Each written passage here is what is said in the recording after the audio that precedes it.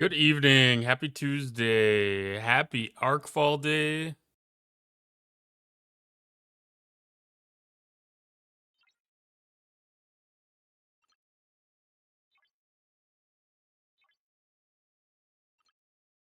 I'm gonna run through the refinery real quick and collect all my things.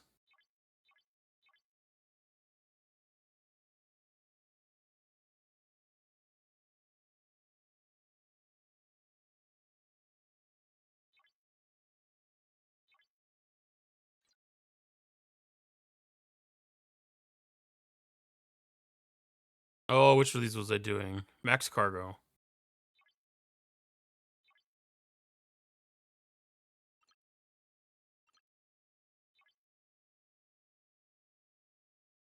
Looks like things have been a little bit rough today, just judging by some of the announcements I saw come off of the official Discord.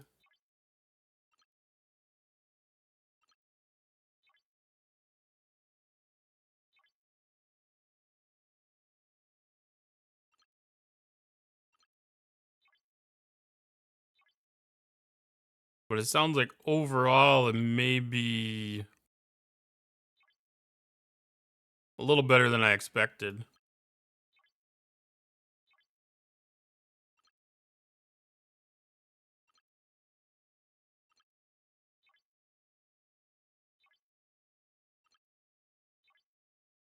I kind of expected the game to be a little bit on the unplayable side, but it sounds like it's definitely been playable, and the little bit that I've been in, it's not been anything too bad to navigate.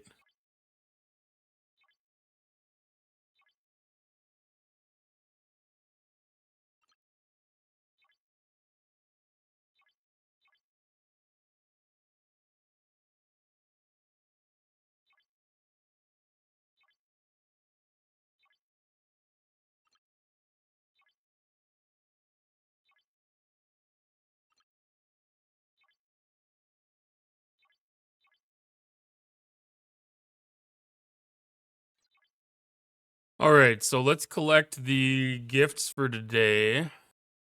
So I haven't collected the building unlock yet.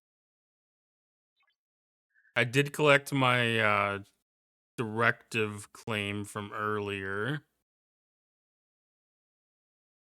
Trying to get ahead of that so I can get a bonus in before the end of the first event here.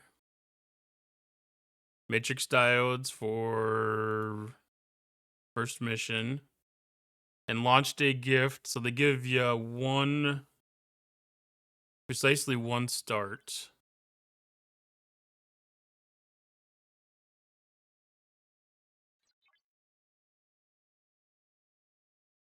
Now I've been playing a little bit with some crewing. I kind of pulled everything off that I'm gonna use on a regular basis for my normal ass ships. Just kind of like a generic hostile crew and a generic armada crew.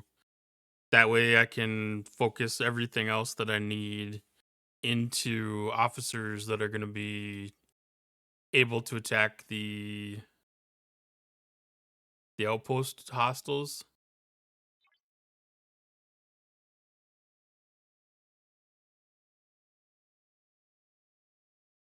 So that's all hostiles. That's Suliban hostiles. That's hostiles.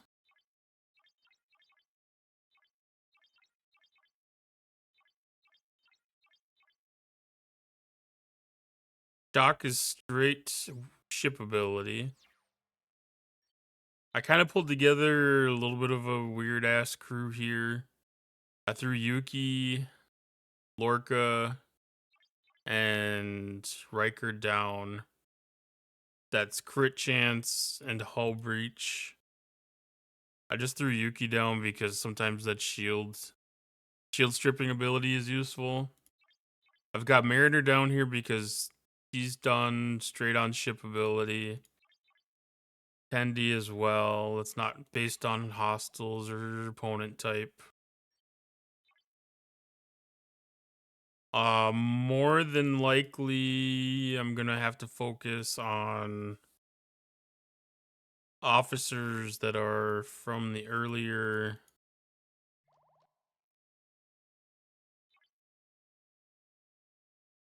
earlier portions of the game that we don't use on the average.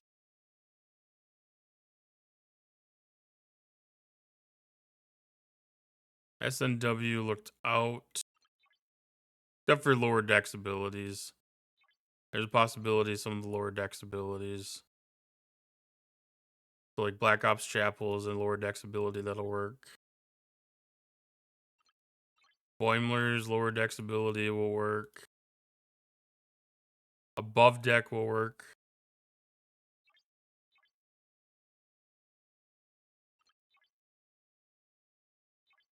That doesn't add a lot.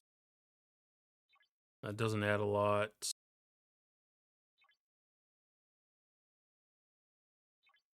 That's not a big gain.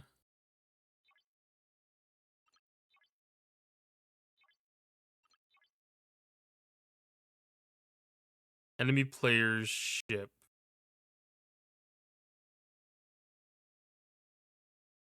That implies PvP.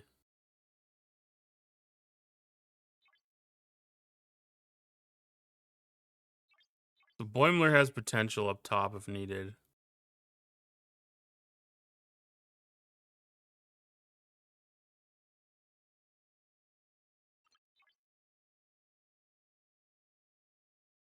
Odo is good below deck.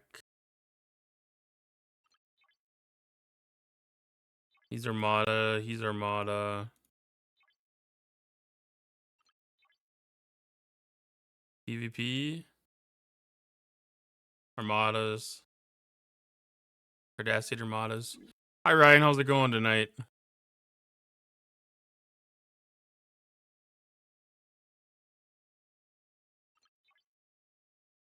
Oh, let's see. Hostile. Helia should be generic enough for below decks at least.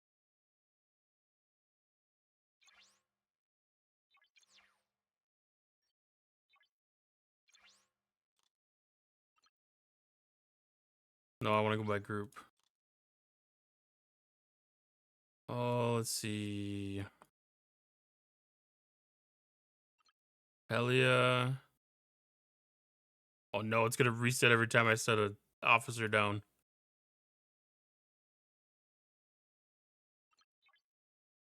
And Benga is hostiles. Section 31 is hostiles up top in PvP below.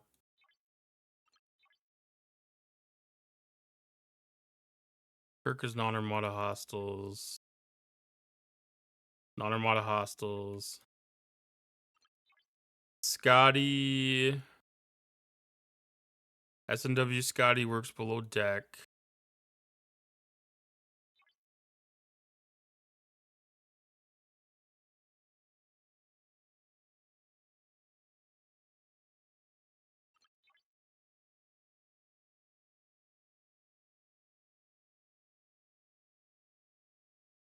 That's a hostile ability. Now we're getting back into some of these older ones. I don't even remember what half of these people do. So opponent when attacking players. That's just Klingon targets. Cloaking. So that one's generic and would take effect, but it's very, very low. That would also take effect.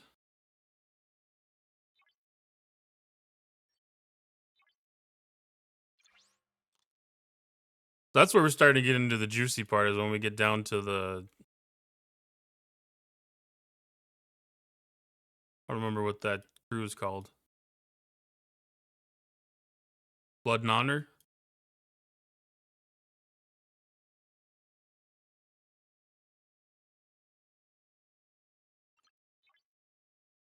Kidmer's Revenge. Pride of Romulus. Blood and Honor must be newer. That's armor and damage.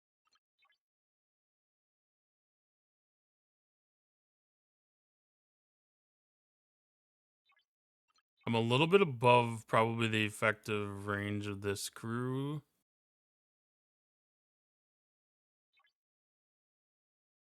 Just the way that the stats crank up on that one. That's hostiles and armadas. Hostiles and armadas. Non-player targets. That's hostiles and armadas.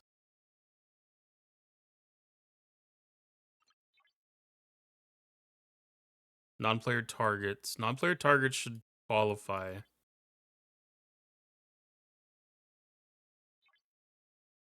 Again, that's looking pretty low. Might be just in like generic like George O crew.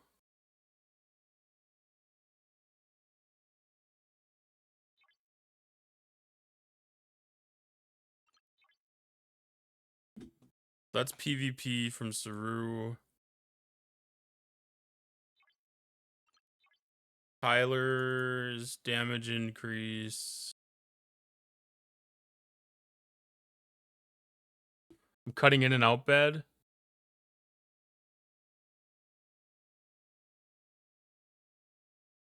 Oh. My network connection is shit.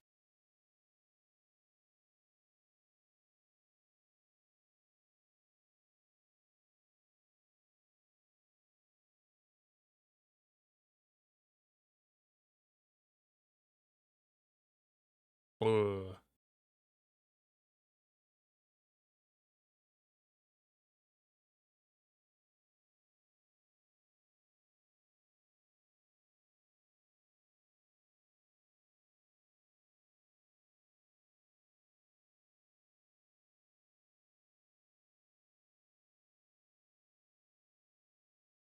All right, hold tight. We're gonna try some hijinks here.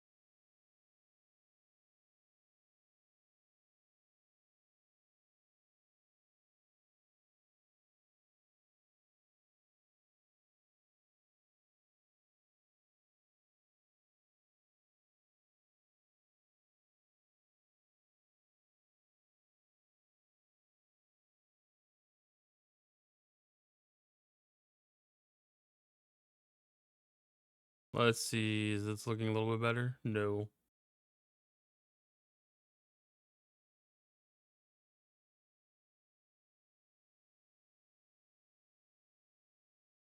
We'll see if that goes a little more stable.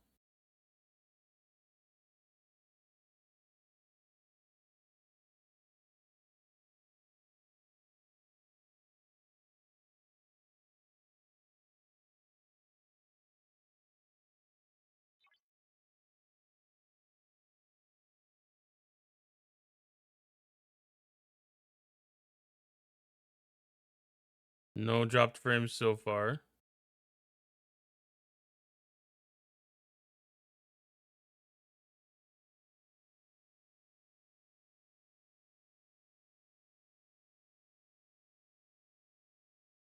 My server figured out the outpost bug and why it says it's full even if you are the only one in the system. If someone starts an outpost and dies before the first 5 hostiles, it jams the outpost for the full length of time until it resets. Pretty much like a formation armada where one of the legs faults and can't be restarted. Dude. That's so shitty. But that makes a lot of sense.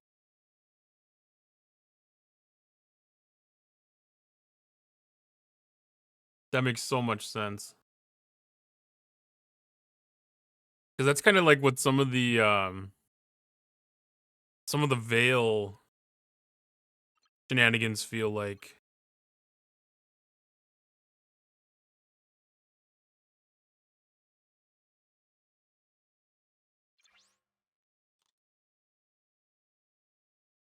Yeah, the usual Scopely Day 1 bugs.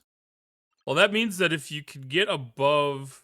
Boy, the chances of that happening about getting above something is slim. But...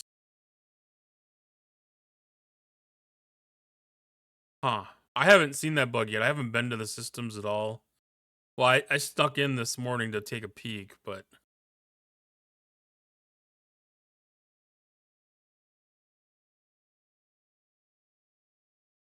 You know, in this day and age, Gorkon's hull breach ability probably isn't that bad.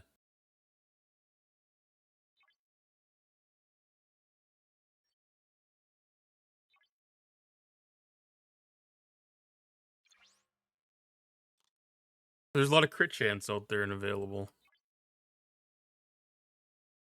Fighting hostiles.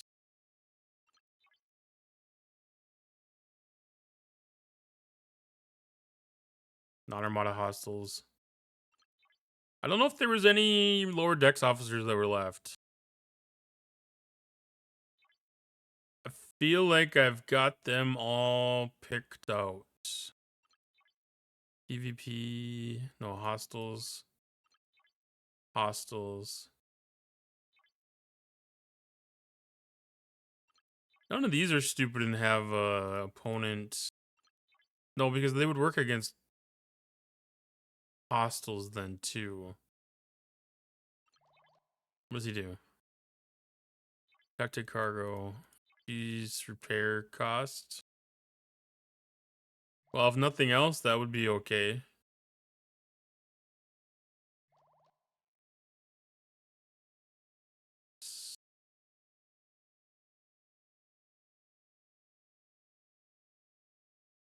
Tuvok Doctor.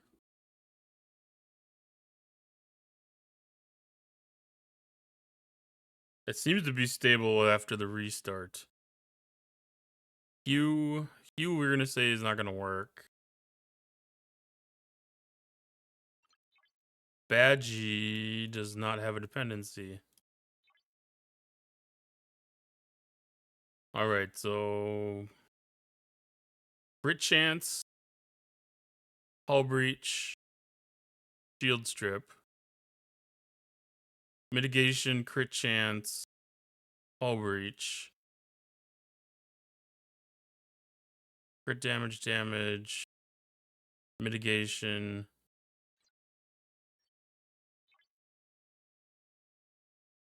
I should swap Boimler and Badgie around on these two ships.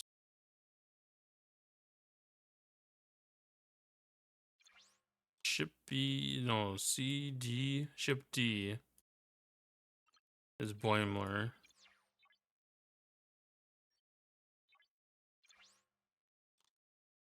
And then Badgie.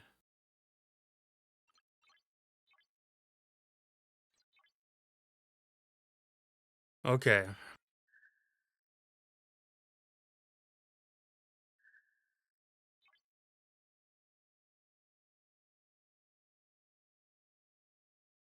So intro to Outpost event.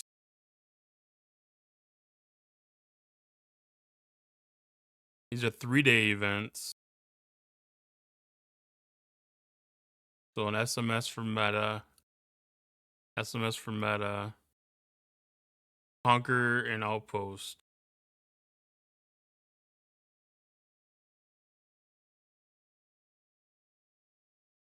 I should build the building. Still need to do that.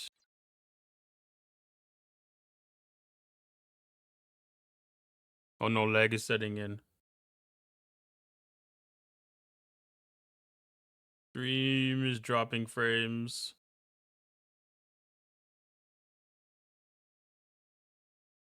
Stable?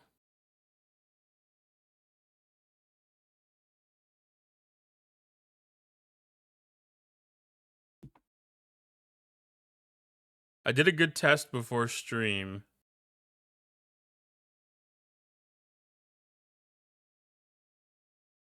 And then I had troubles trying to initiate my actual stream. Had an encoder error, blah blah blah, something something. Update graphics card. Graphics card had a driver update, so I ran that. Restarted my computer to try to make sure that everything was reset properly. And network feels dicey now.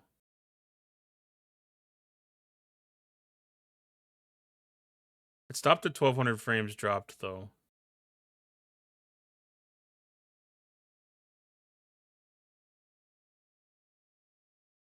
It's showing as unstable still.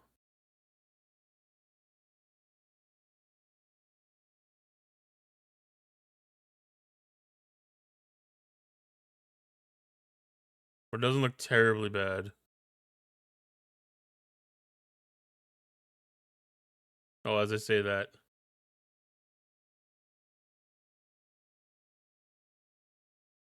Oh, that's frustrating.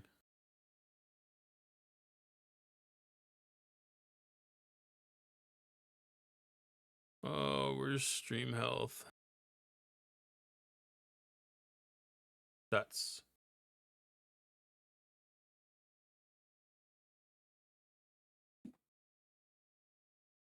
yeah, it's on the network side.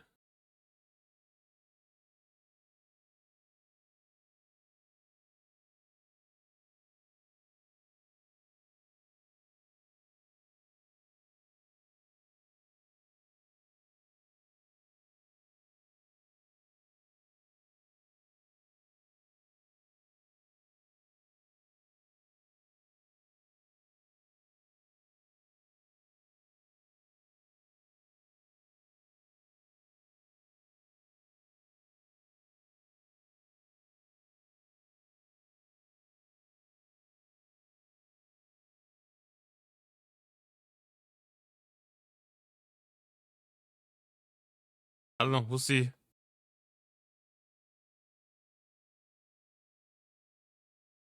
If it keeps on going, I might just have to end and do this as a recording. Do a YouTube video out of it.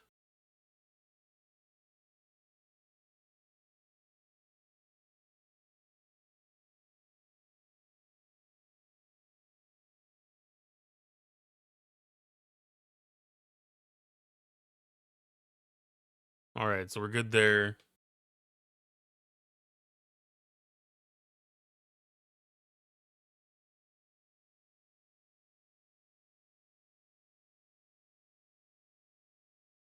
It's one of those things where it's goofy because it's going over the bit limit, causing weird compression things or something. Make for an interesting VOD watch.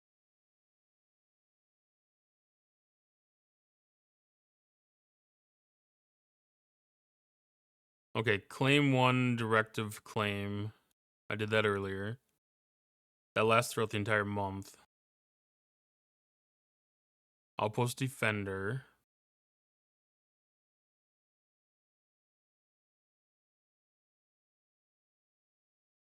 So the goal is to make it past two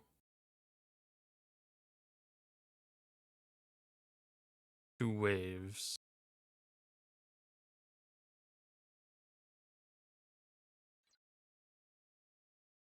That doesn't sound difficult.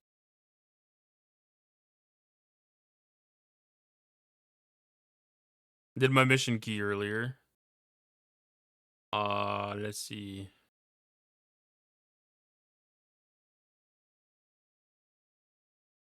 We got our normal Tech Tuesday and normal daily event things.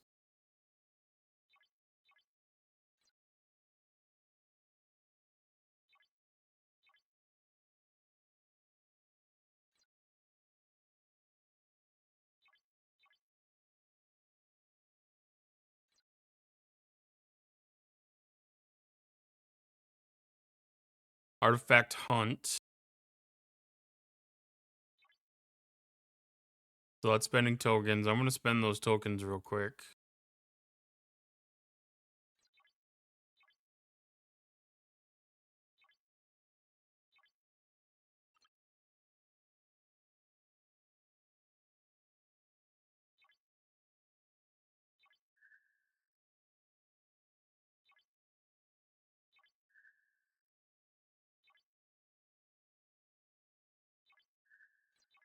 All right, that may not have that finished.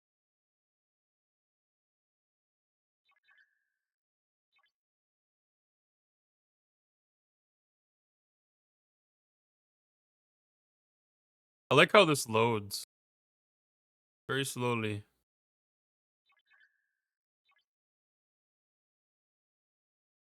All right, so daily events.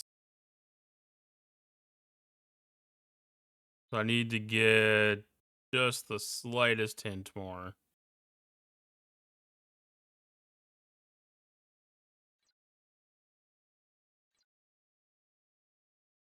I had 25 seconds left on the one redeem chest.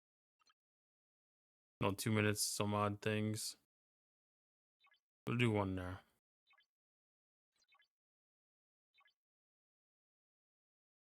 All right, so that one is out of the way.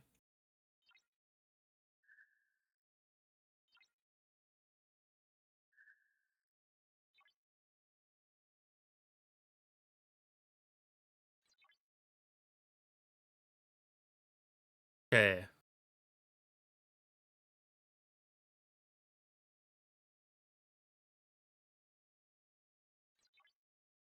So I'm gonna take a peek at the new video after this break.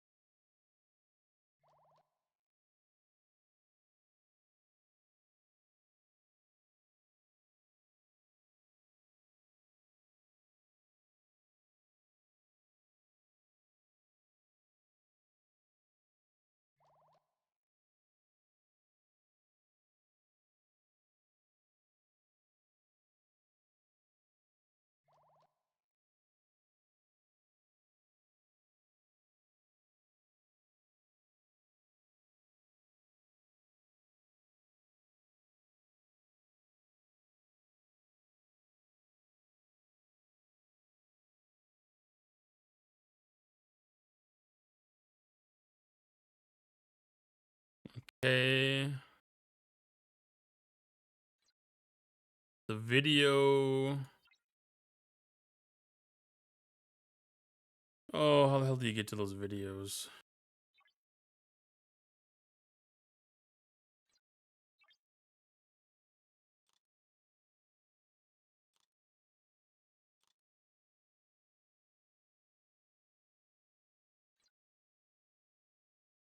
It's in the same spot. There it is.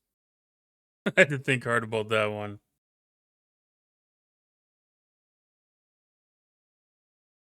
Maybe?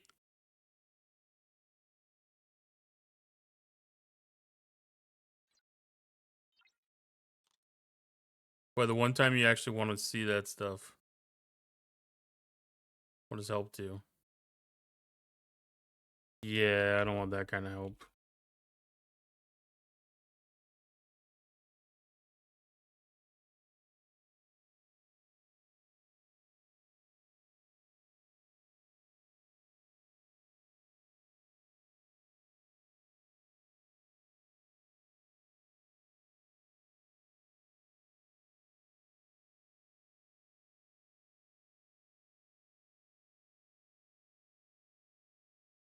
All right, let's take a quick peek at patch notes.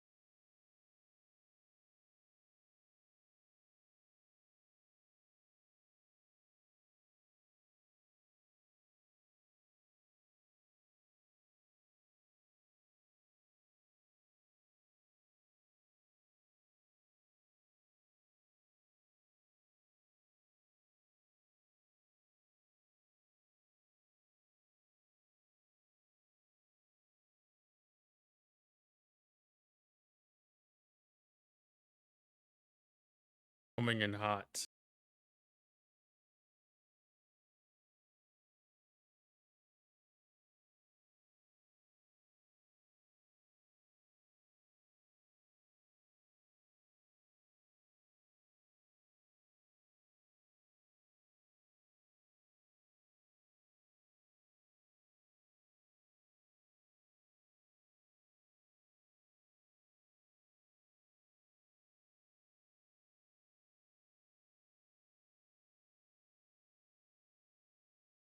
And soon to be new ship.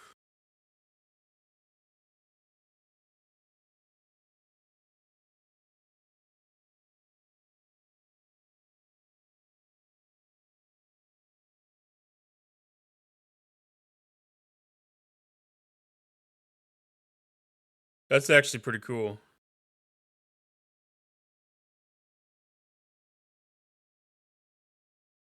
That's actually something to be kind of excited for.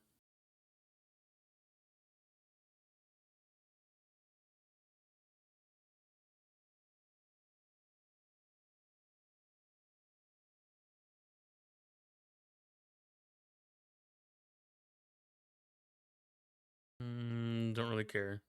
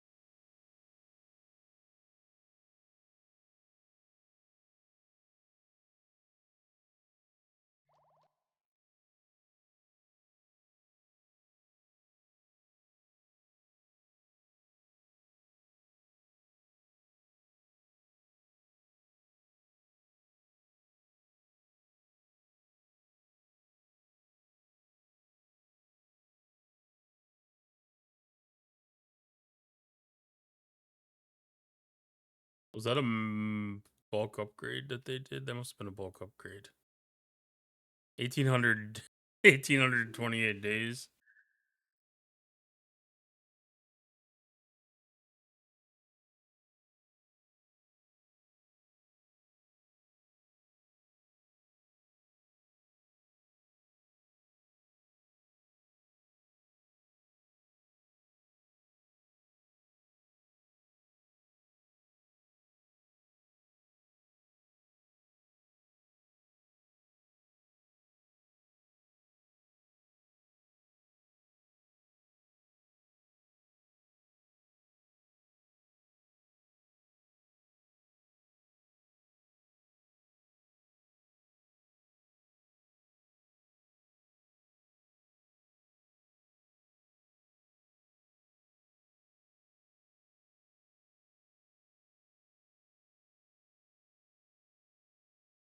Okay, so this one doesn't have any strong indicators of any building level attachment here.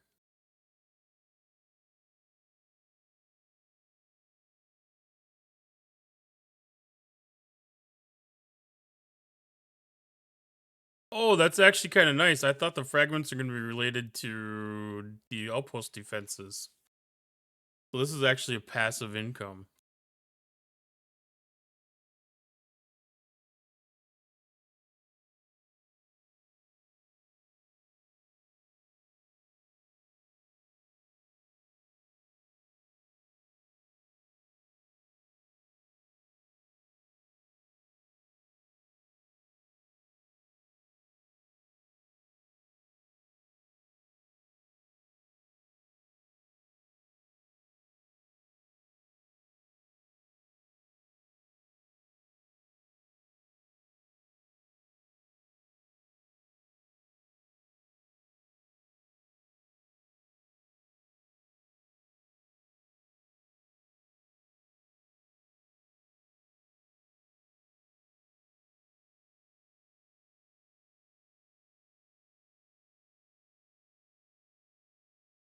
This output targets one of your ships and deals 2% damage to its hull health at the start of every round.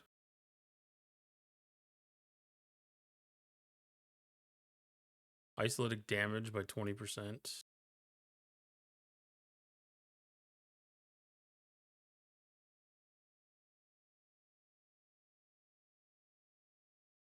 Okay, so the training ones have no defensive capabilities apparently, but you still get the buff off of them.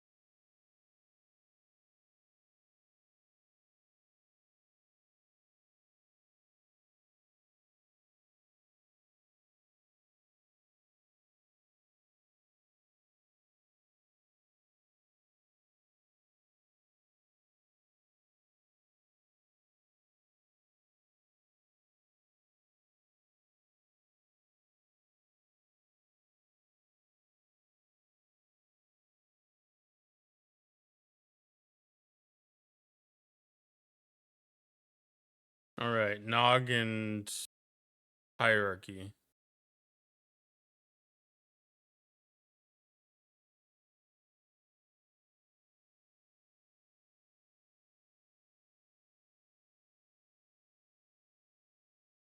Okay, so PvP again.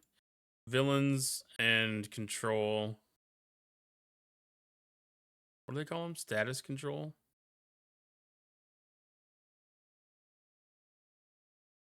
Yeah, status control team.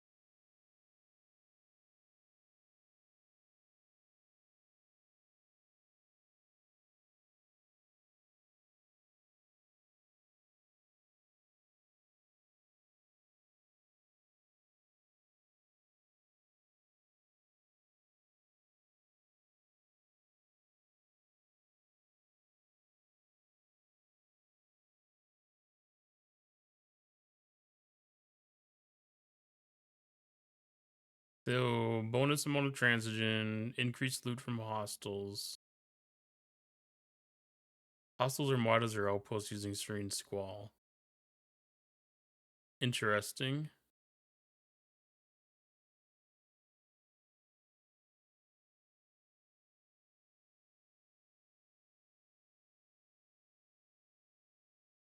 So they want Squall to be an outpost ship?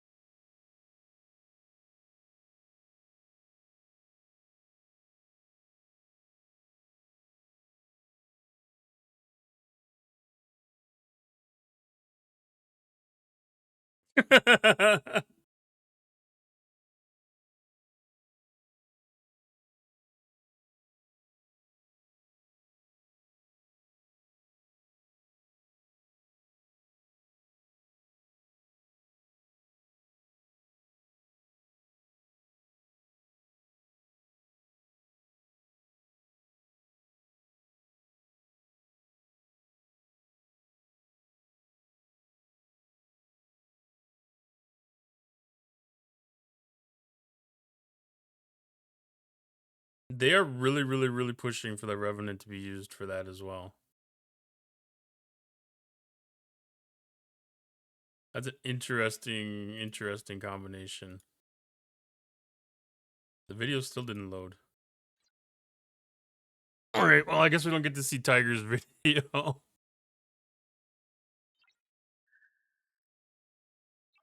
Alright, well, I'm gonna give one of these dang things a shot and see what happens.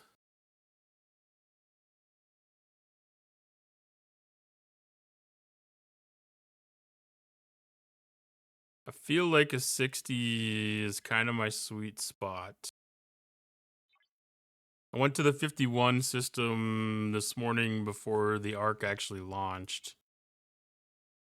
Just to take a peek and see what could be seen. I like the fact that it wasn't Fog of War.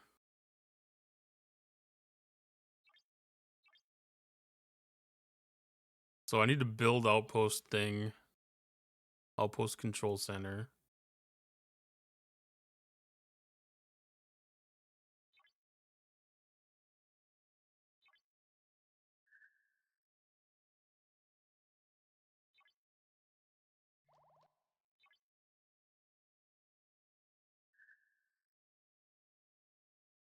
An outpost strike directives to launch an attack against outposts using several of your ships. Upgrade the outpost control center in your station and increase the number of ships you can send into combat. Once an outpost is defeated, all ships that participated in the battle will be docked onto the outpost. Each outpost holds a unique set of buffs which can be upgraded while you hold the outpost. While holding the outpost, retaliation attackers will occasionally spawn and try to retake it. Defend to get additional rewards. The longer you survive, the better the rewards. When your outpost falls, or if you survive all incoming attacks, the outpost expires and all docked ships are released. Any current buffs are reset to level 0, but all rewards are retained. Exchange loot in the outpost refinery to unlock exclusive rewards. Alright. That is... Oh, that was the production.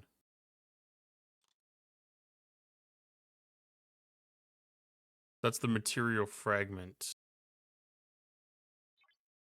That's kind of a gross icon.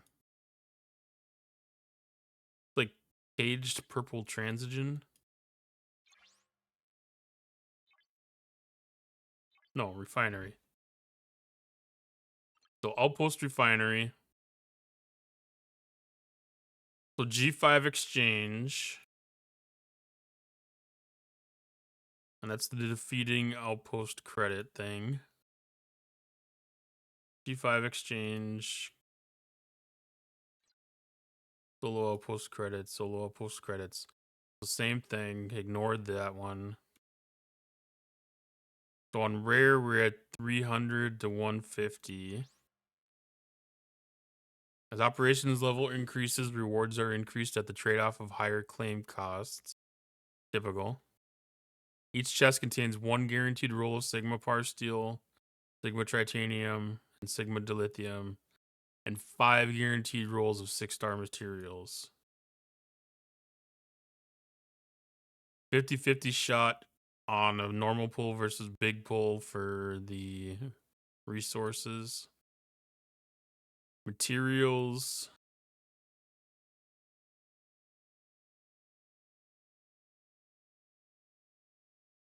$20 to $5, $40 to $10, $20 to $5.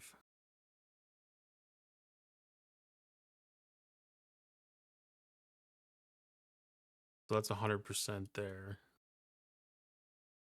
And then it shows what my next increase will be at op 70. Things will effectively increase by 70%. 70 to 100%.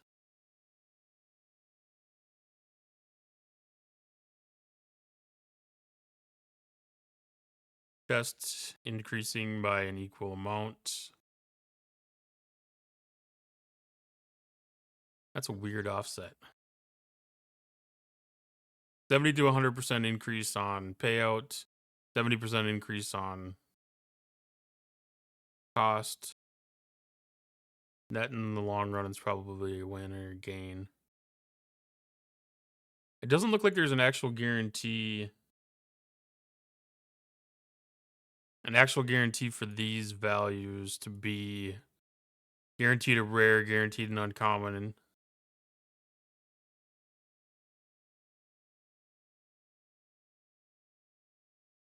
it looks like it's just 5 chances in here, one of 5 of these categories. Interesting. So we can trade uncommon for common, rare for uncommon. For the components, for the cores, we could do rare to common. Nog shards. That looked like that was like the one that they showed was 43 per. That takes 600. Plunder. That's 100 plunder to get 1 shard. Retaliation building combo. Nothing interesting there. Galactic Acclaim.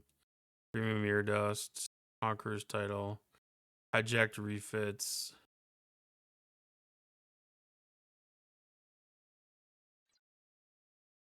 The Prime Mirror Particle might be a pretty decent one.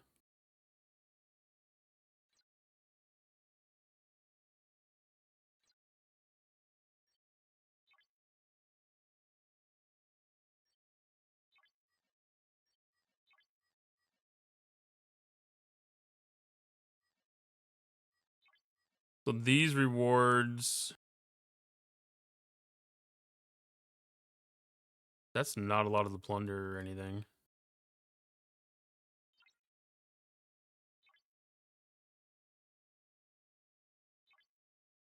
I feel like there should be a daily drip.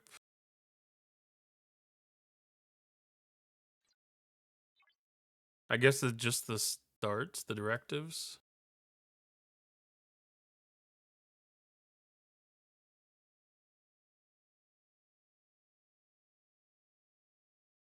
Feels like we're missing something here. I guess if it's not an always on thing, then it's not going to be there.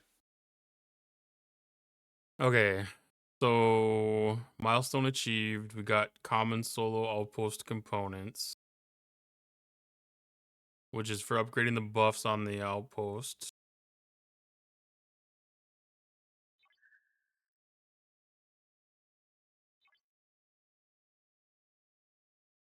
And then there's Officer Depot tokens. And then my normal stuff for doing spending.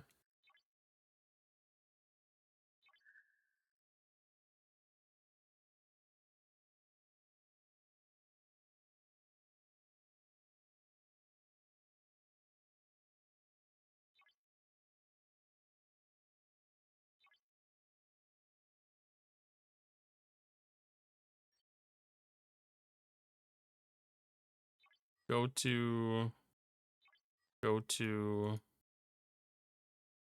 That's 2 out of 2.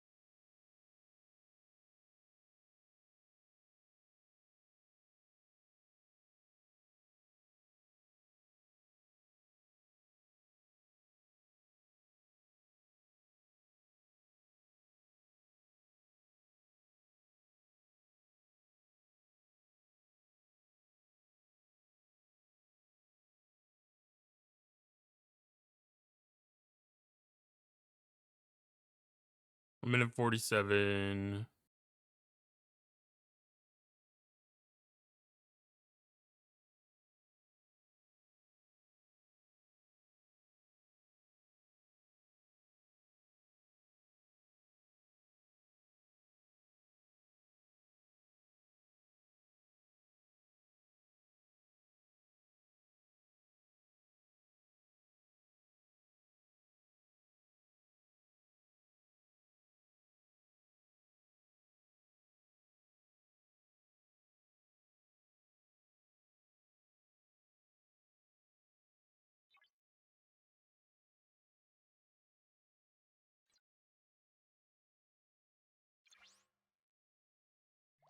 Duration of 1 minute 7 seconds.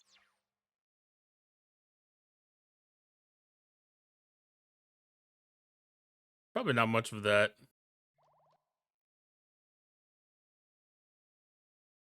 It's like 5 minutes between waves.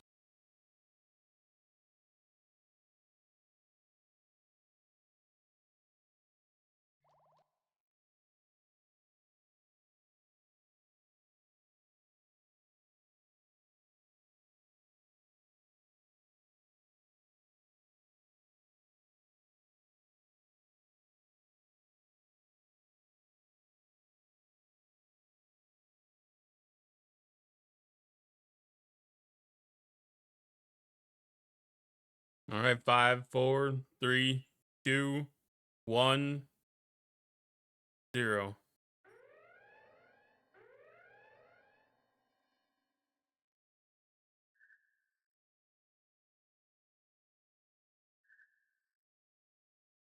Five minutes until it actually attacks. Increase apex barrier against node retaliation ships.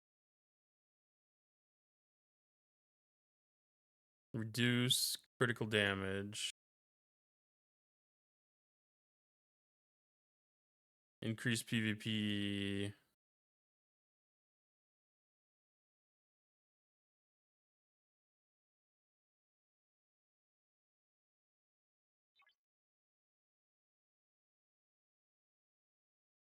I don't know. Put it up to 2,500. Let's see what happens.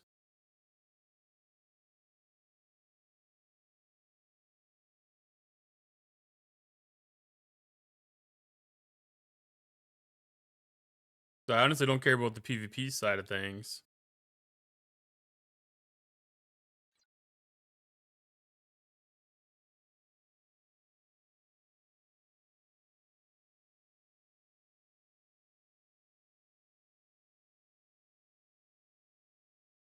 It is a little rough though. The Negvar has that much damage against it.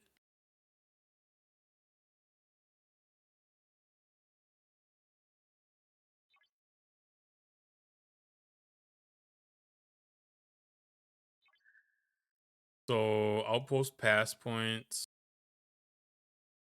solo outpost components, more officer depot tokens.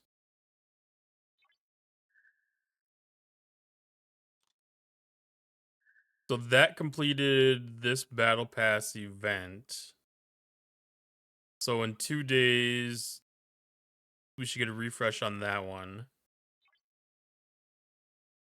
And this one gives outpost strike directives,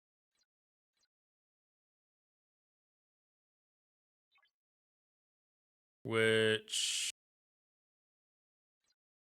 outpost strike directives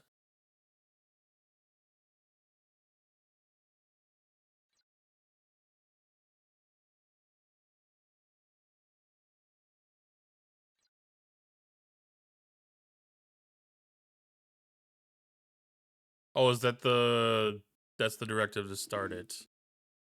To start the defense.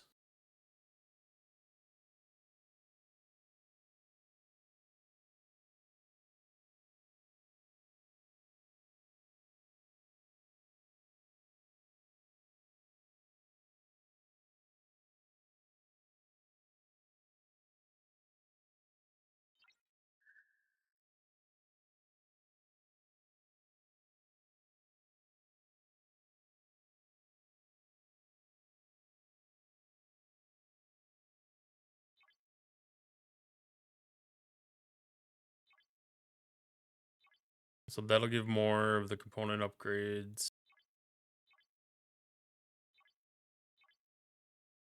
That's some of the conversion stuff.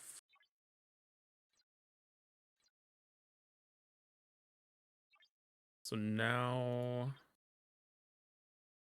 if I collect the battle pass,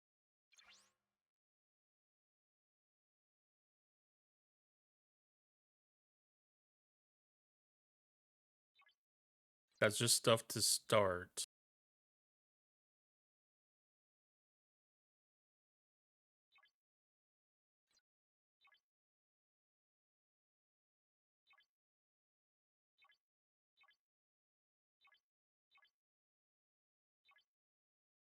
And this will be the stuff that I want to get because this is the upgrade material. So once we get to milestone 3, that's where it's worth collection. 30 seconds till incoming attack.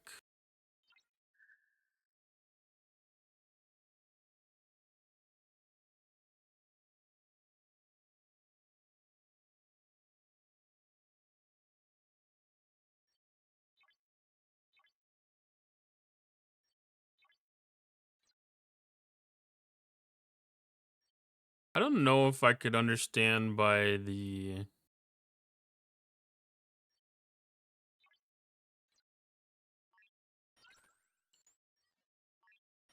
videos if this stuff was going to be attackable by an outside ship.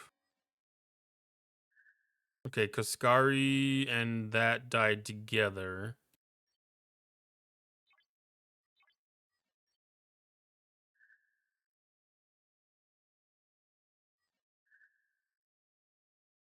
Oh, it's one hostile every 5 minutes?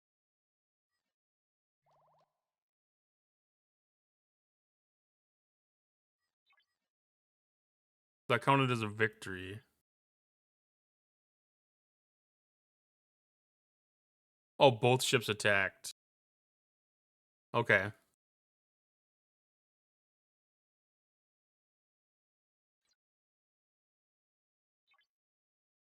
So I was able to gain 35 outpost credits, 28 retaliations, and 21 outpost components.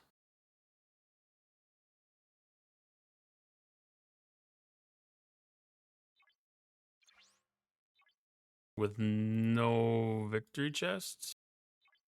No, there was a victory chest. Control core. I can't add to this.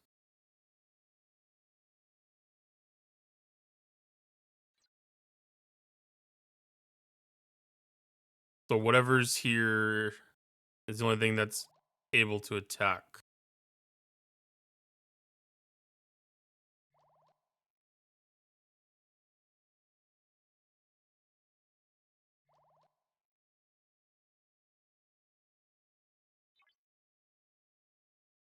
So it's 15, 25, 20.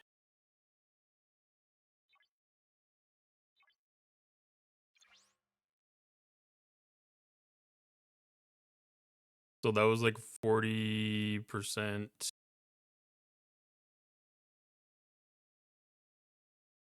40% increase.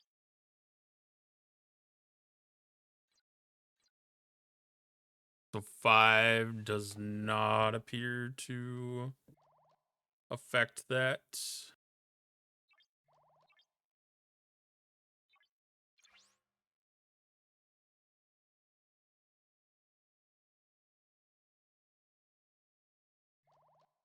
Only supposed to be 9%. I'm not certain where 5 or 40% came from then.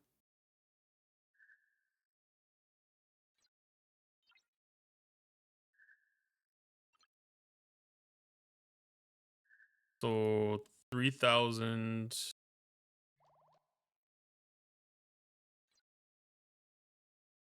Long ways away from being able to do anything.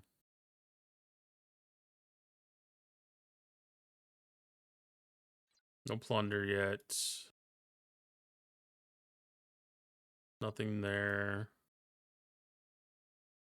I don't have any of the rare core. I don't have any of the uncommon.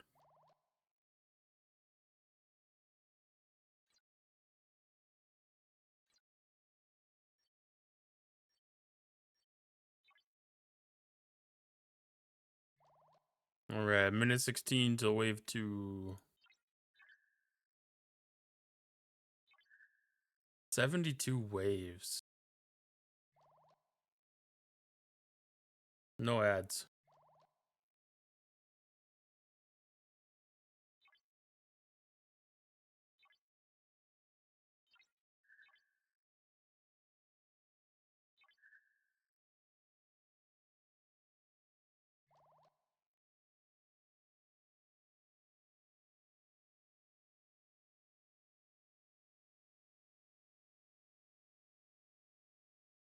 See if the Negvar can hold up on its own.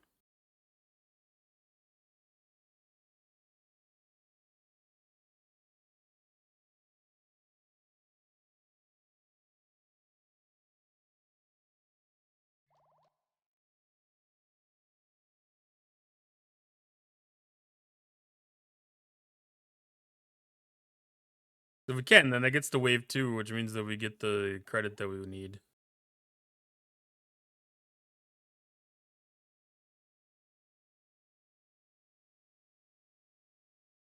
This is also a strong indicator that the 60s might be a little bit too strong.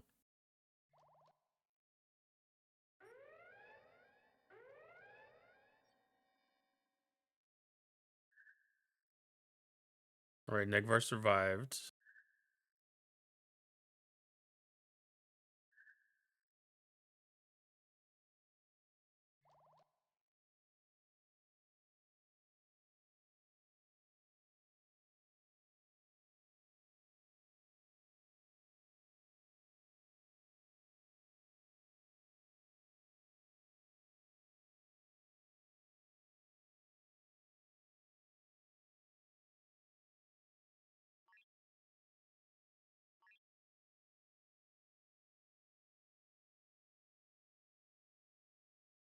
"72 ships remaining."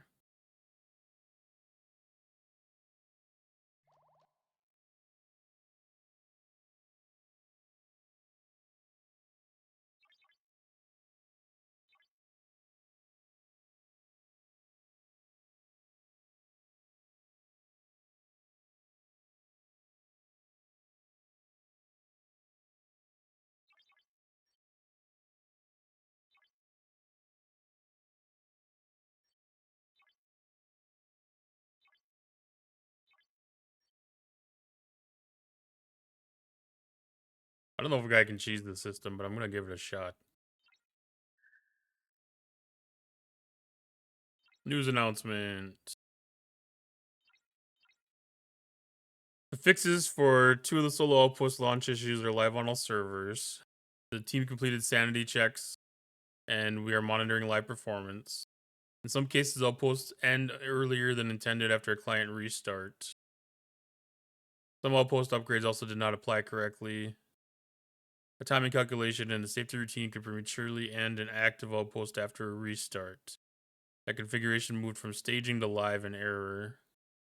For upgrades, a deployment problem blocked the change that validates upgrade states. Apply to safe configuration, bundled timing, and upgrade fixes, validated them and deployed to all servers. Outpost sessions should remain active after a restart. Upgrades should apply correctly. Continue to watch for edge cases and address any that appear. We'll review impact and deliver appropriate compensation via in-game news in the coming days. If I was not caught earlier, the timing issue required a specific restart sequence with live settings. One internal test environment had a deployment issue that limited production before launch. We have corrected that environment and added restart and persistence checks to our release process. We'll share another update if further action is needed. W on notification. I like that kind of a summary.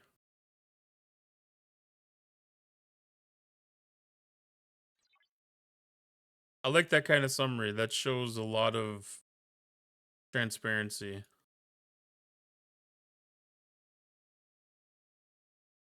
So that could also be partially why I'm not seeing any of these that are looking in their pending state.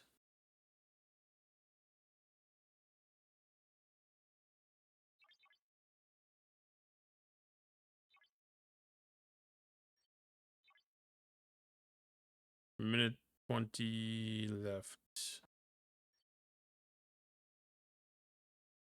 I'm gonna try to intercept it with my cube and see what happens.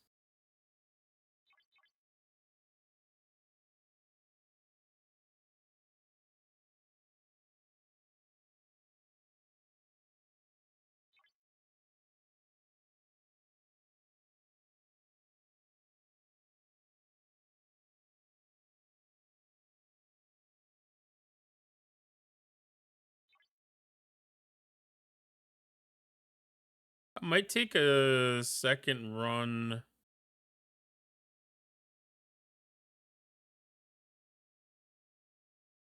I might take a second run at these at a 53 system.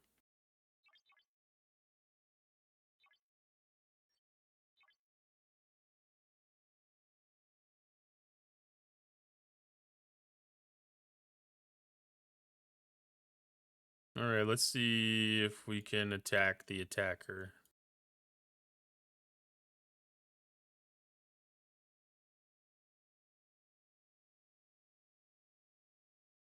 It's kind of making the cube orbit like it's doing something.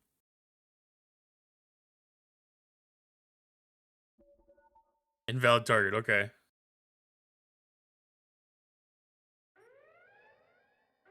So I know that that's not going to live past it.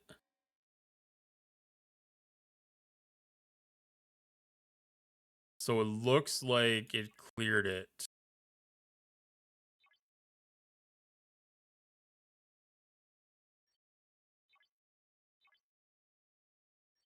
I feel like that was a successful test.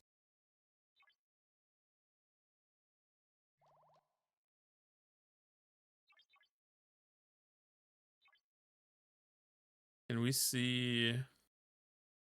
So you can gauge how other people are doing here.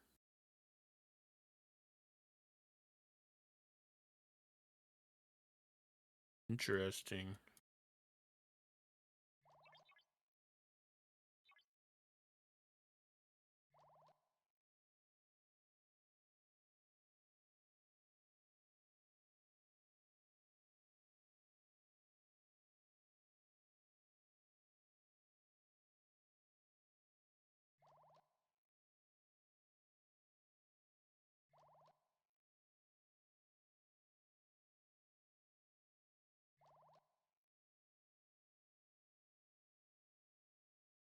Oh, so they're not actually in that one.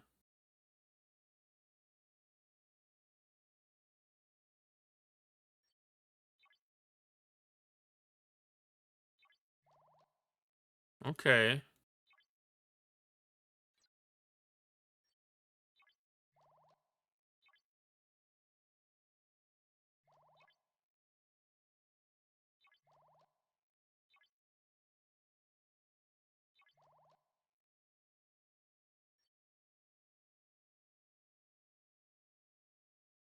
Let's see.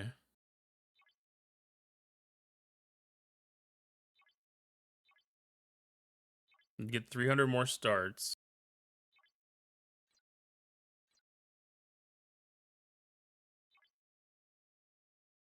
Let's try this again. See if we have more luck.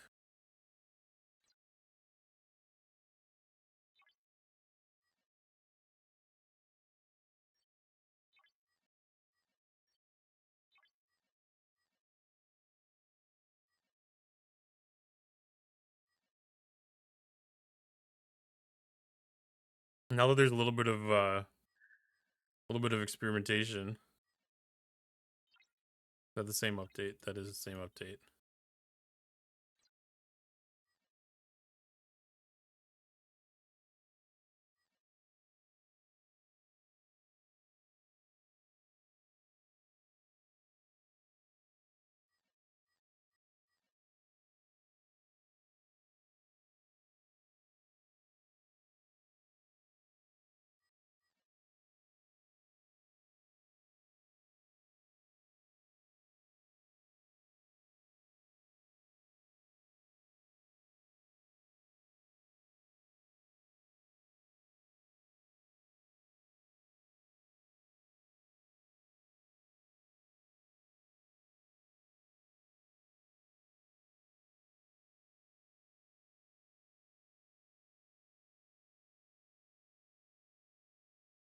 Why are my ships running away?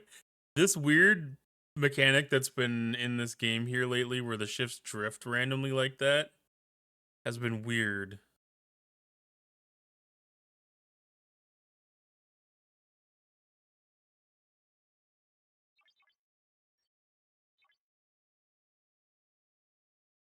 Like I understand like the random orbiting thing.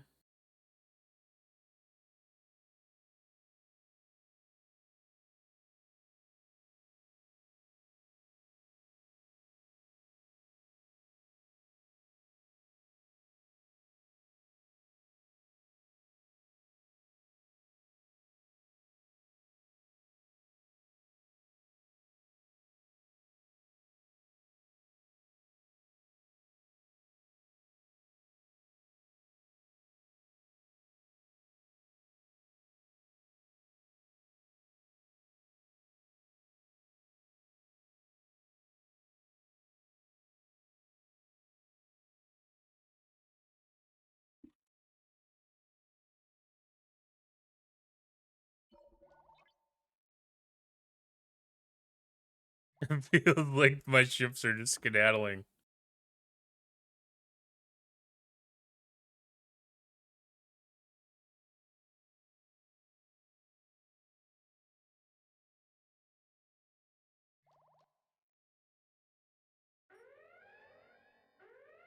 Okay, so they're still attacking. So the decreased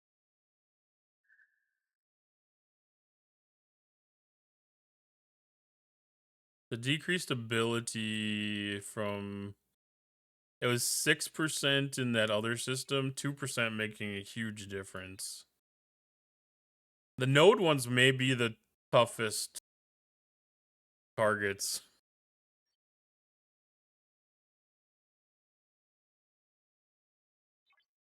Just due to the fact of doing the shield or the hull burn.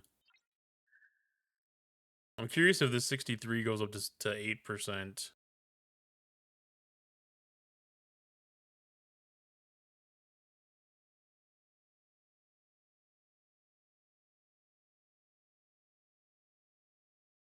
I should have just jumped here.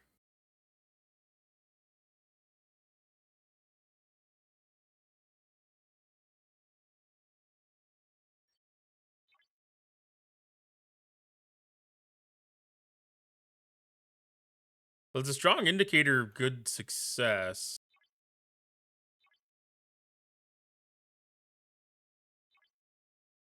So it lasted four rounds. Yuki was effective against it.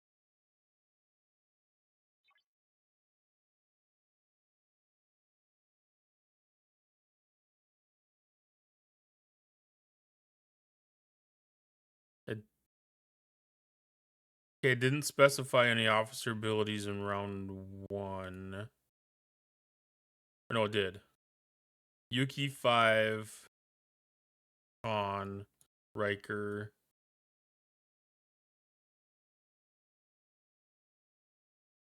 Lorca.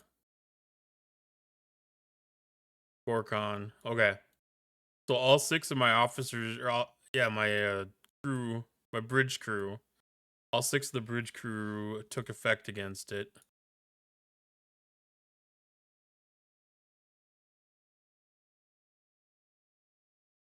Con 5 Lorca Yuki. I'm not seeing any below deck. But all of those may have been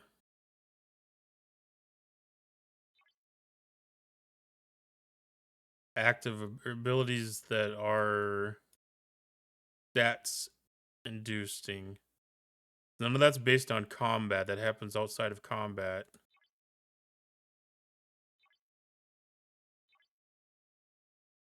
For some reason, I saw the red on the wing, and I thought that was going to be an American flag.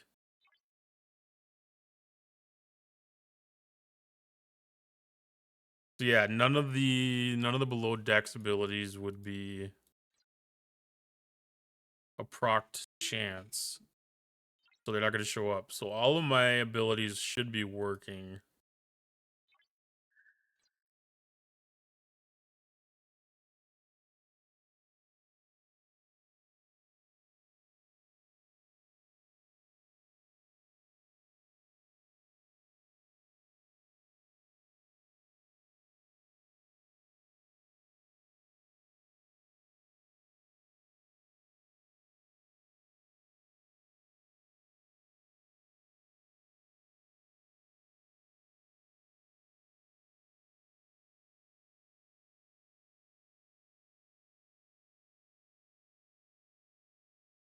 So I have the ability to do the upgrade again.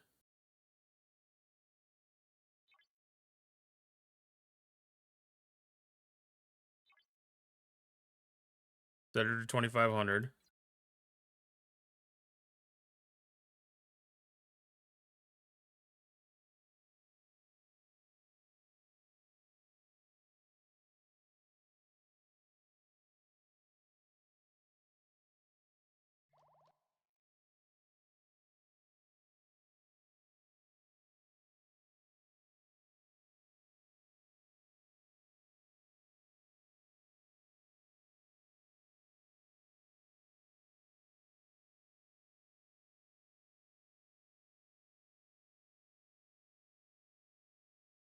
Ten seconds.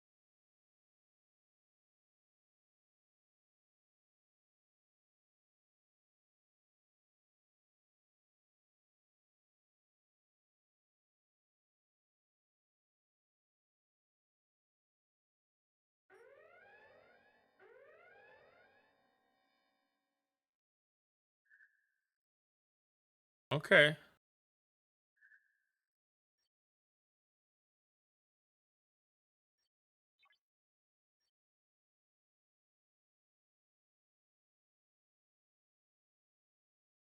So that's all it's taking is about that 4%. Or not much more than that, at least.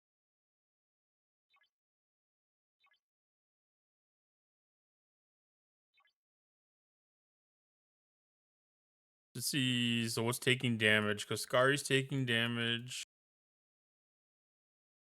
So the combat only lasted 1 round there.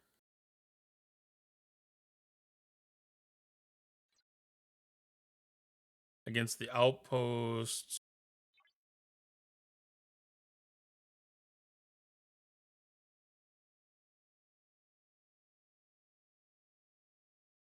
Oh, that's interesting. This is listing as hyperthermic decay.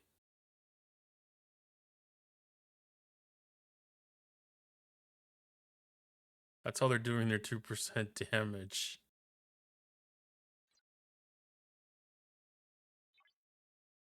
Negvar was attacked. Kaskari was attacked.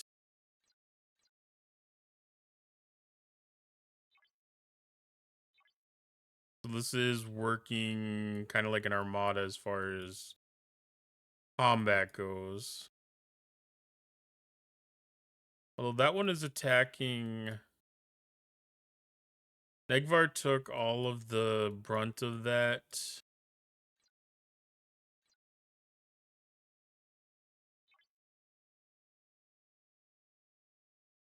Kaskari took the damage.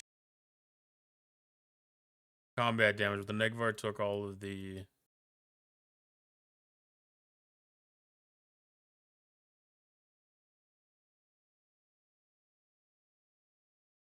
Hmm.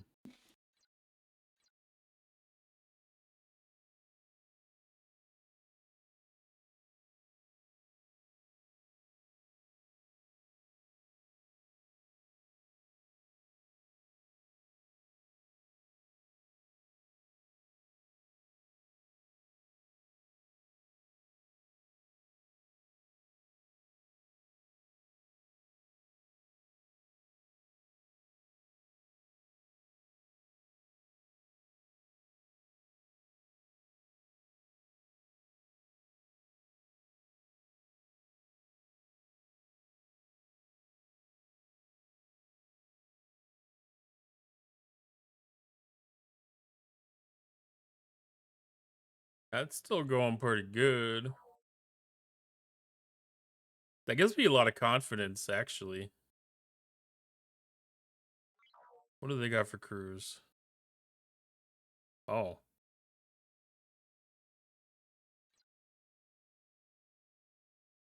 They went the full scratch route.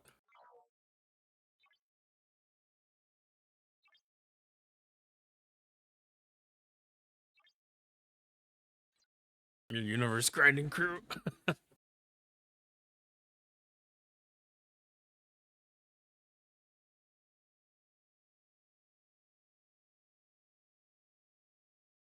Well, I mean, that's one down and however many to go. So this I was estimating to be 8% damage.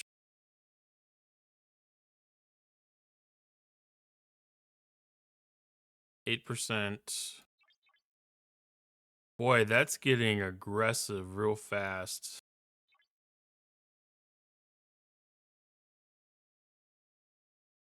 I mean, guaranteed damage.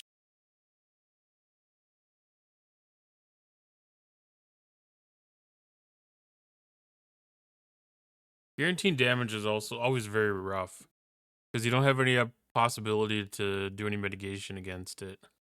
Not currently, at least.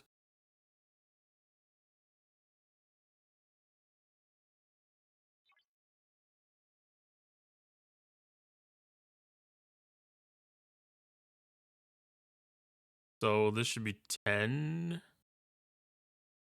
8.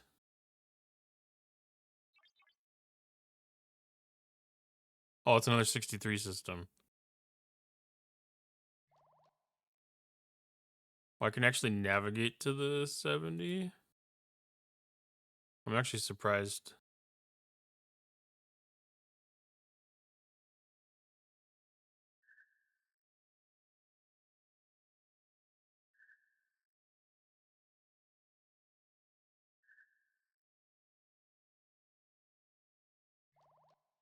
Oh, there's a little indicator icon here. So you can go into the outpost quicker.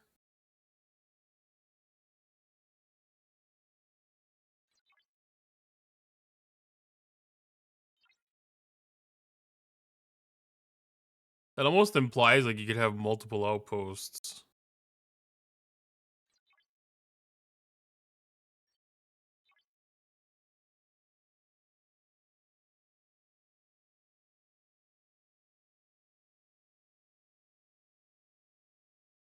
Okay, so I still have building upgrades to do here.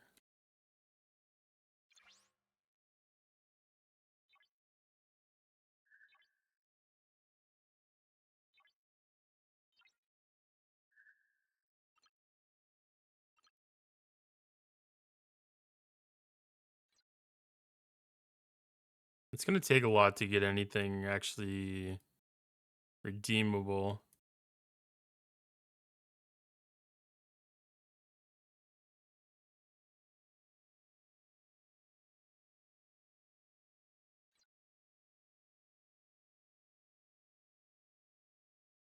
That's expensive.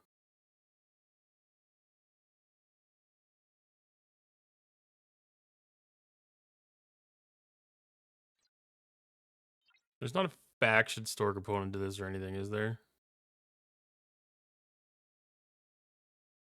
No, it feels weird that there's not like a daily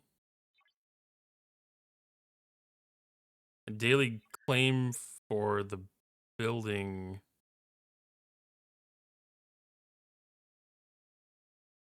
the building components.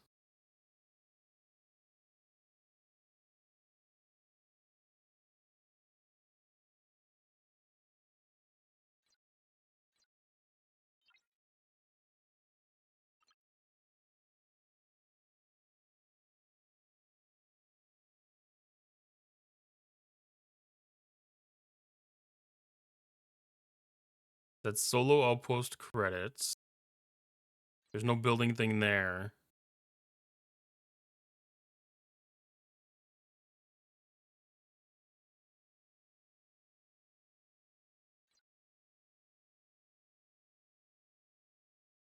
What am I missing? I'm missing something here.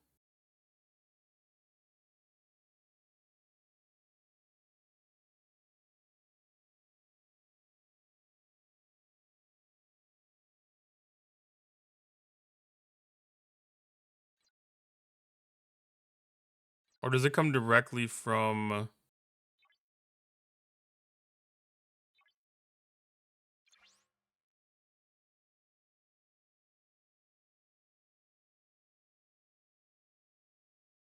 the solo outpost credits?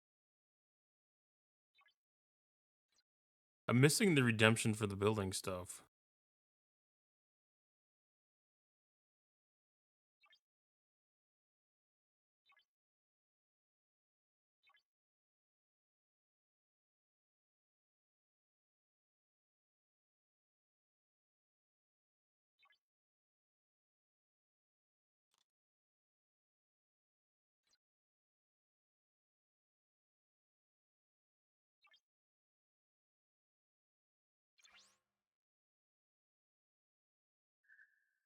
Drops from the PvE chest when defeating an outpost or purchase from the store. Okay, so I get that from these chests. No, these chests.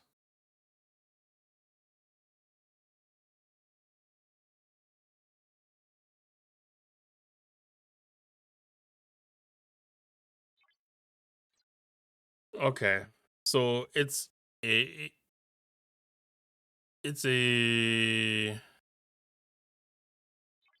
it's gated based on your participation. So the more you participate and the more you're able to perform, the more you're able to upgrade, which you get a benefit to increasing loot, increasing damage, increasing hull, and then increasing your storage. Okay. So until you get to the point where you're actually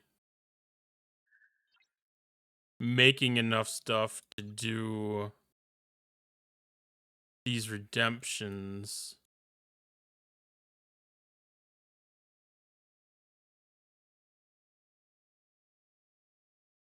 all you're gonna be relying on is your income of starts.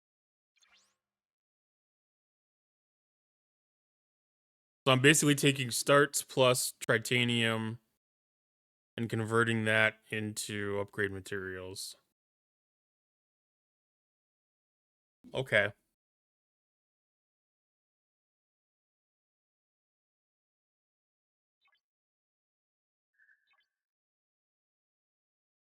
So there's not really any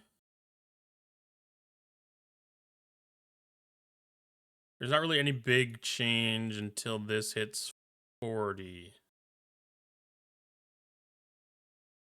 Because once this hits 40 is when you get the third ship.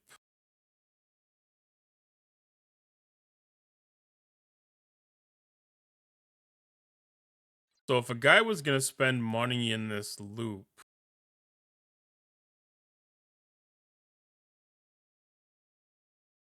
spending money on starts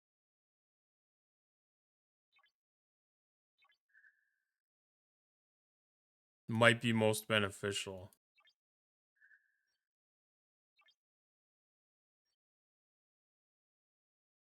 Now my rogue is circling, or my rogue, my discovery is circling.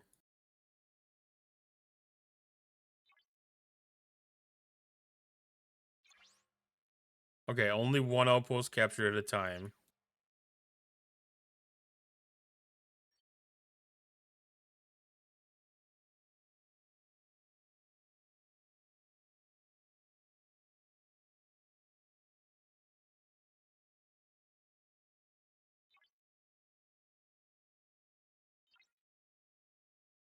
That one's the 70 system.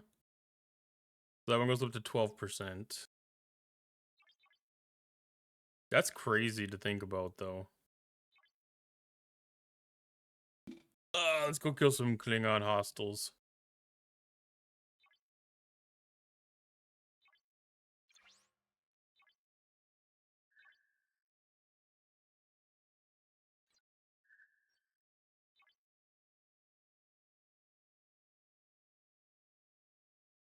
Ooh, somebody's been here already.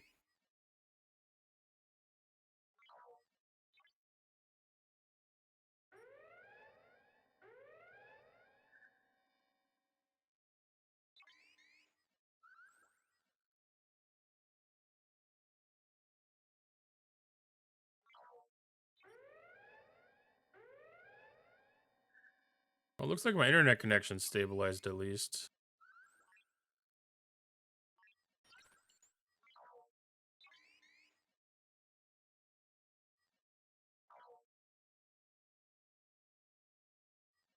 I hope that doesn't despawn right there.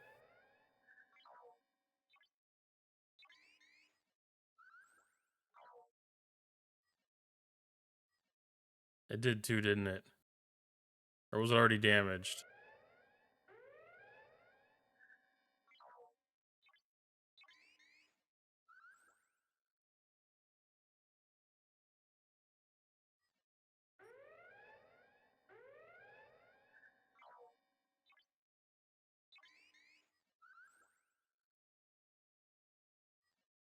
That must have already been damaged. Yeah, because that's a partial. Damn it, it did despawn.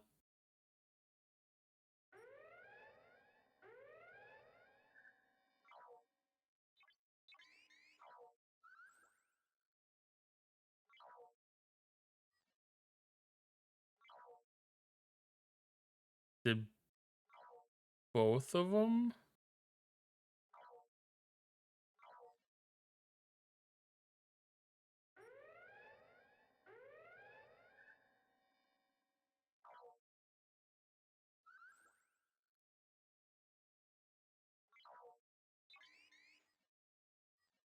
Wow, that'd be really bad luck if that's the case.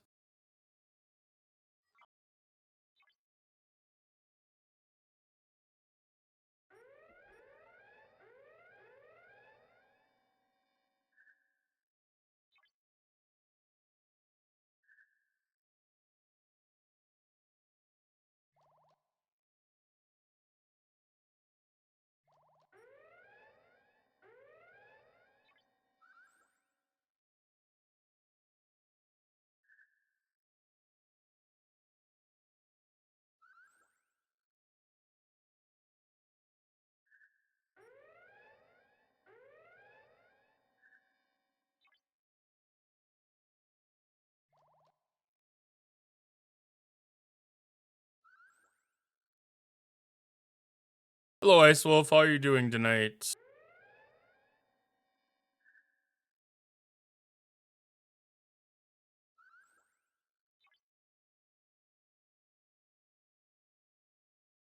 Driving around all day. Tell me what's the word. It's I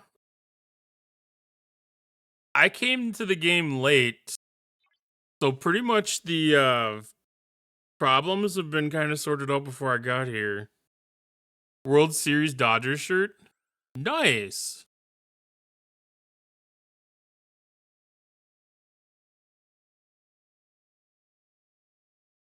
Congratulations on getting your World Series Dodgers shirt. But yeah, so far it's my first one was a shit show because I went too high.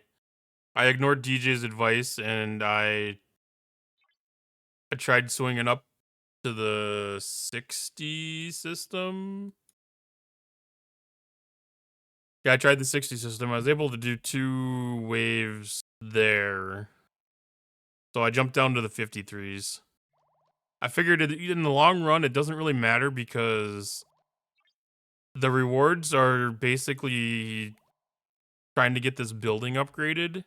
And when you're starting at level 1, if you're starting with low rewards, it's not going to make a difference.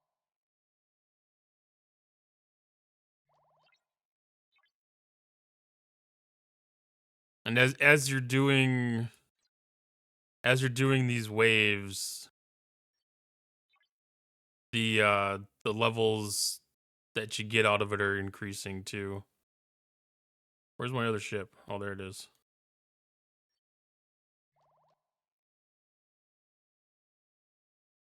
Unless you buy the pack, it doesn't matter.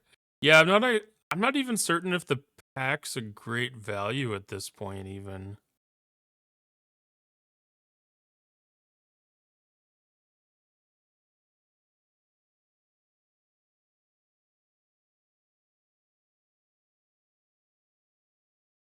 Because I think I was looking at it before to just to get it up to level 40, where you could get the third ship added onto it. It was going to be four packs.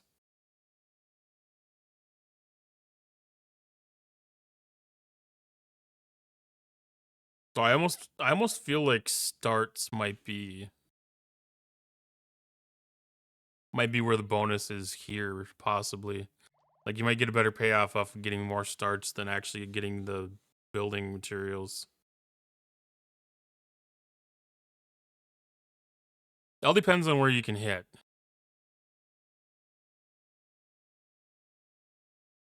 Because I assume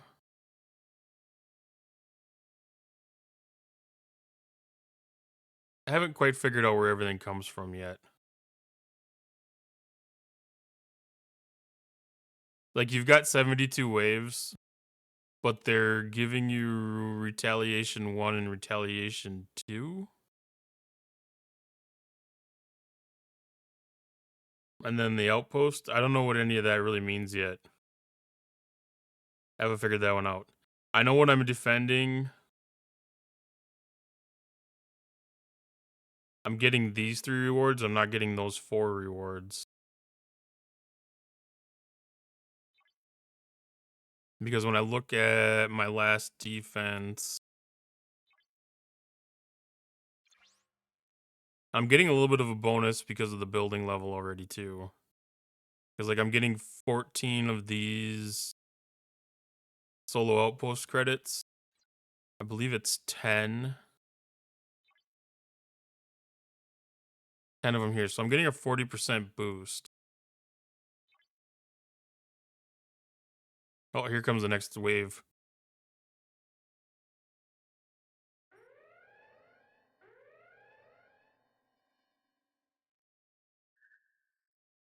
I do have 5 on one of my ships. I don't have loot crew built into this just because the boosting single and low double digit numbers is kind of meh. Even at this kind of scale.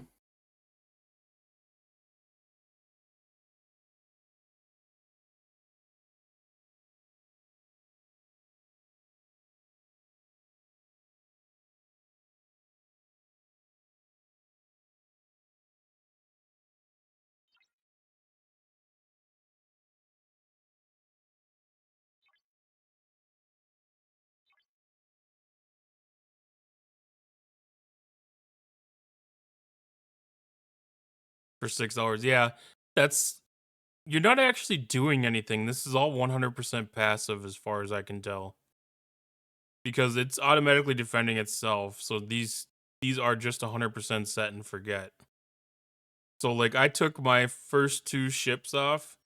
I left myself a good armada crew and I left myself a good PvE crew. And then I crewed up my two ships I was going to use for the defense. For two ships that I wasn't going to use normally in my day-to-day things. I can say that the crews that I'm using are all working. I threw Yuki on because I know Yuki works against everything. And then I had crit chance and hull breach. And then when I went to my second ship, I used 5 because I know 5 works against everything to give mitigation. Then I went con for crit chance, and then I used Gorkon for hull breach.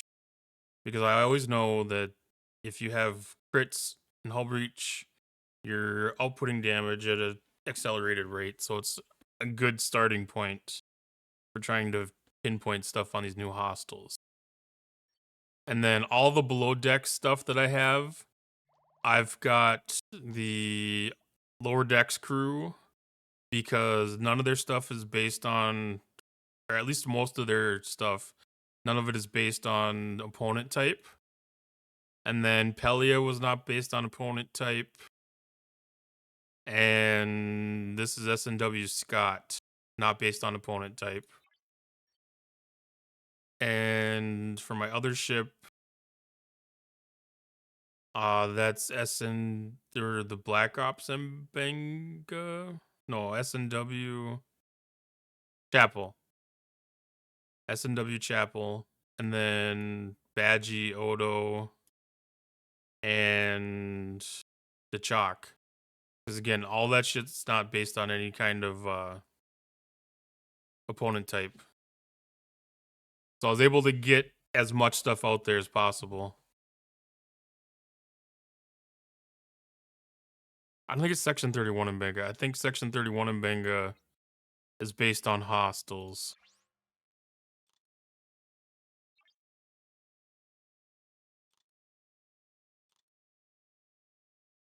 Yeah, he's based on hostiles.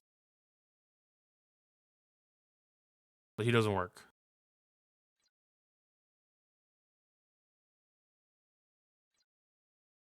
But it's SNW Scotty and SNW Chapel, the Black Ops Chapel.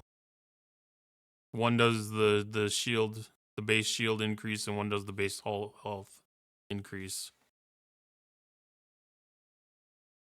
So there's a good amount of lower decks officers. Neither. These are not considered entities, and these are not considered armadas. And these are not considered hostiles. I haven't tried it. I haven't tried it to see if anything that says entities works. I went 100% in for nameless opponents, basically. Just because I know that was within the parameters that they specified. I'm sure that there's more research either out there or will be found out naturally throughout the community because Star Trek Fleet Command has some of the most brilliant minds in the world in here.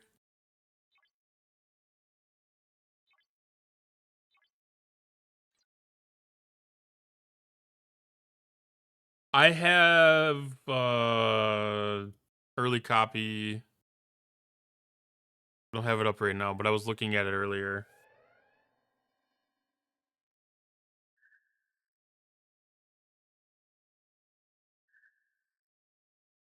A lot of blank spots on it yet. The one that I saw.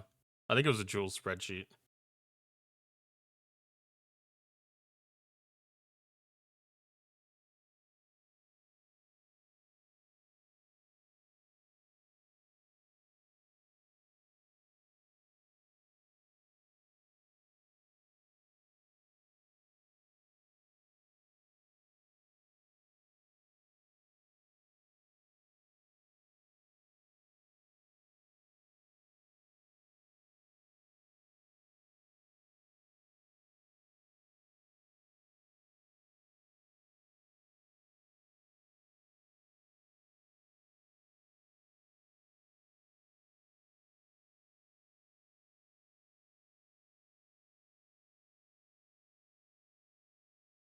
I don't know if that's the same one.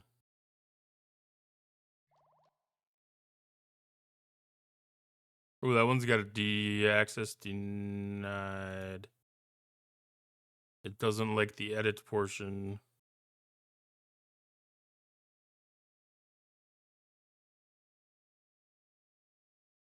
Oh, that's not what I knocked. It's there. I just need to take the edit part out. I think I just need to take the edit part out.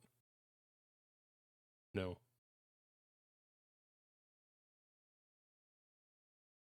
Let me pull up the spreadsheet that I was looking at.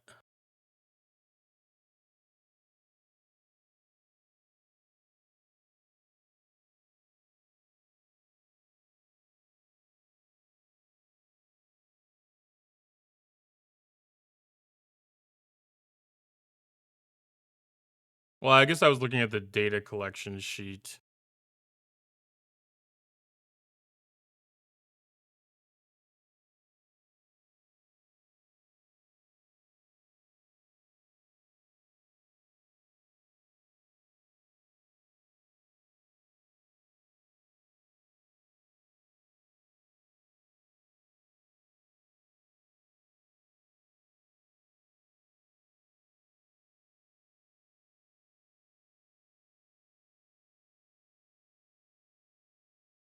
Okay, yeah, that's the one that I was looking at.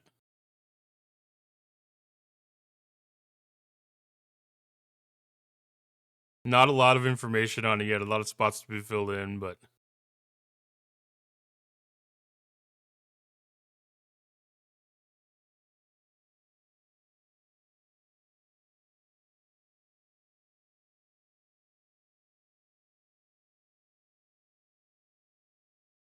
it should be that one. Yeah, a lot of information. So much information.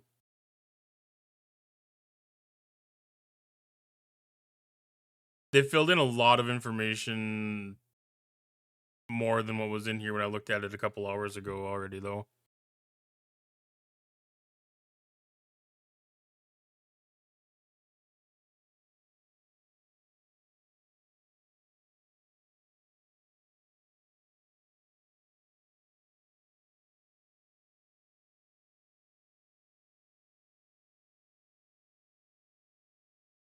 It's gonna be really good to see this.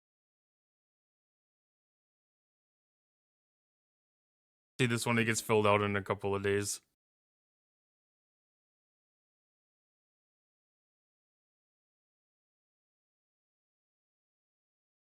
Or finished up, I should say.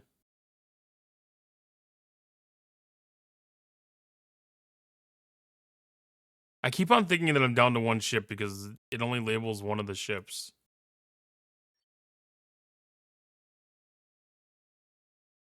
But I'm six waves in, and I have 80% of my hull left on the one ship.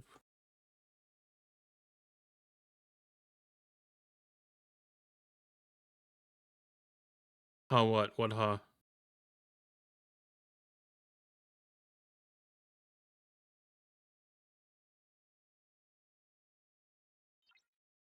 Um, this is technically 30 minutes in.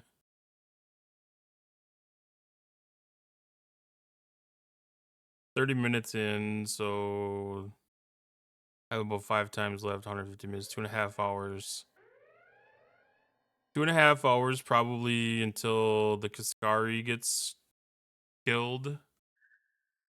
Um, and then it'll be accelerated. So I'd say, yeah, probably like 3.5 to 4 would be my estimate.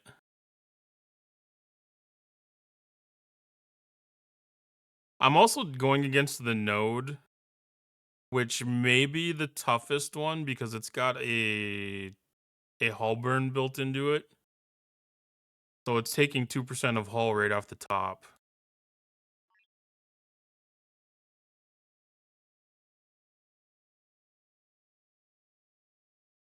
And it's targeting the Kaskari for that hull burn too. which they're calling hyperthermic decay, which makes me kind of sad because I'm not mitigating any of it.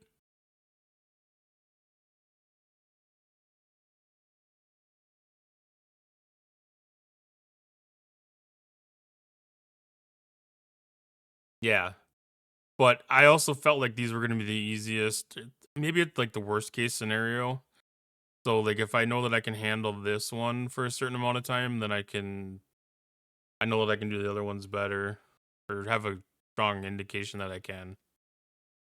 And there's gonna be a little bit less traffic here too. And it was closest it was closest to my base, so it was just the first ones I came across.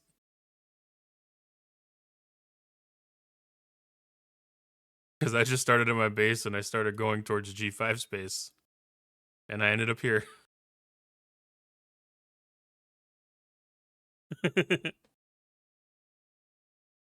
I'm just making up the other excuses. The rest of it was all just because of laziness. I haven't been to any of the other systems yet. Um, One thing I am noticing is the G5 ones at least are not fog of war. The G6 ones, there's not fog of war of those either, too. So you can actually scout out systems ahead of time. One really cool thing that I noticed is you can look at other people's progress. So I can see like this player has 53 ships remaining.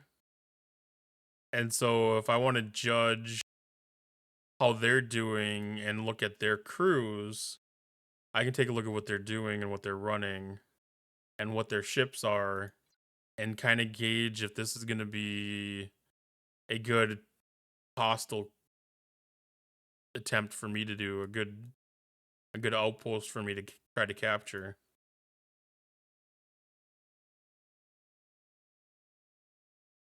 So like this guy, he's gone 23 rounds so far,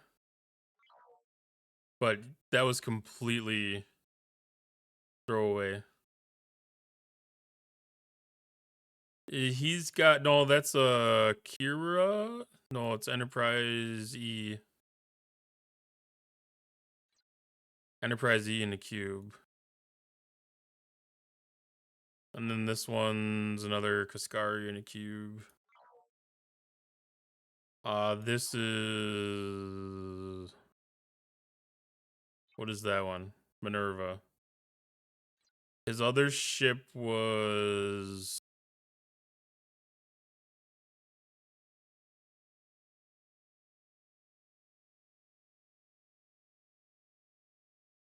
the Vrax 53.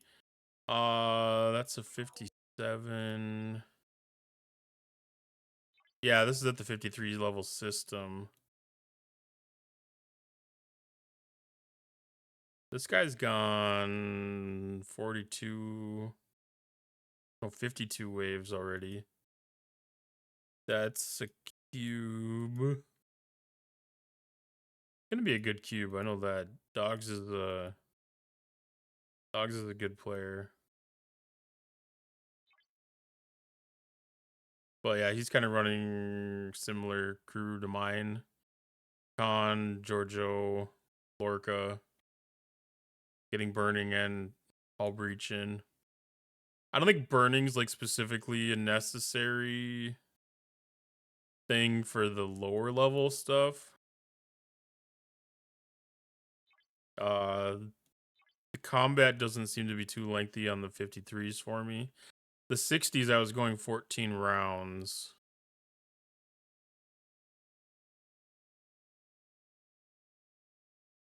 The hyperthermic decay was really adding up on these nodes.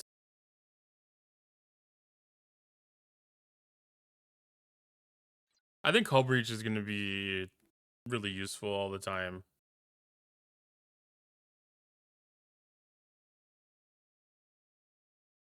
Because you can only decrease critical chance or critical damage so much on these. So I think it's just about maximizing your power output against them. I haven't even looked at like what their stats are looking like.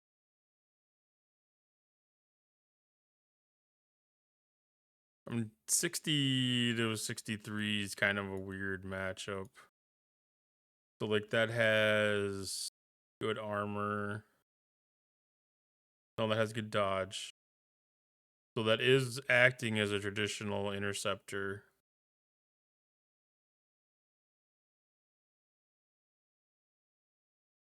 And then this should have high accuracy. No, armor piercing. High armor piercing. So I'm kind of taking myself at a disadvantage with the Negvar against that. Are these all interceptors or are these mixed?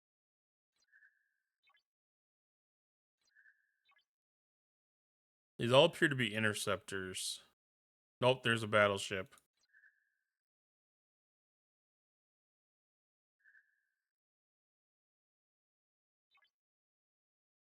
There's an explorer. Okay, so they are mixed. I always just find hull breach useful. Crit and hull breach.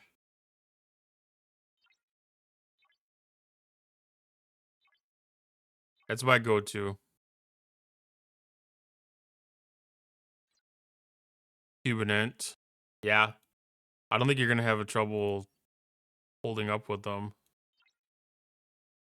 So I got 2 more of these retaliations. So as far as I remember, so this is this stuff to increase the buffs. I don't know when the heck that comes.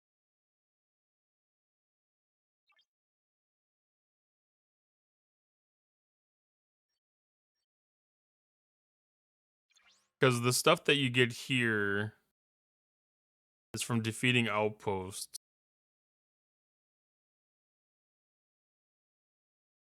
So it must be the initial battle. The initial battle must give you the upgrade materials for the building.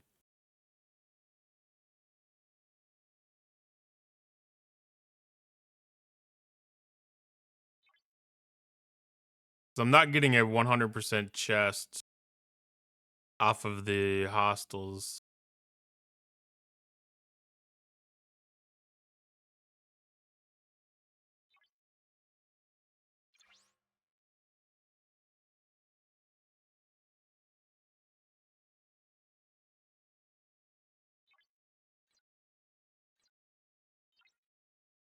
And then I don't think I have anything in the refinery that I can do any upgrades with yet. Because I mean, that's a drop in the bucket compared to what's needed. I'm getting close to Nog. 1 shard of Nog.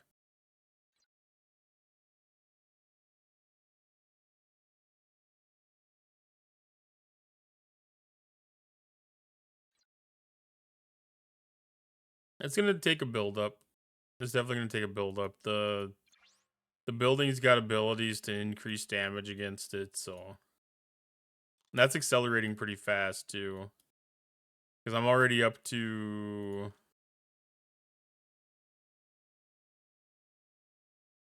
175% at level 7.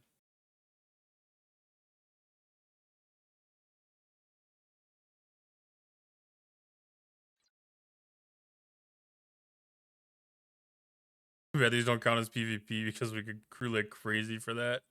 Yeah, it would be definitely beneficial. And you get the ability to increase these power things for the buildings too. I'm earning this as I'm going. So as I get deeper into this defense, I can increase the apex barrier that I have against them. This is only applying to the outpost itself, to the retaliation ships. And then there's generic PvP for this one.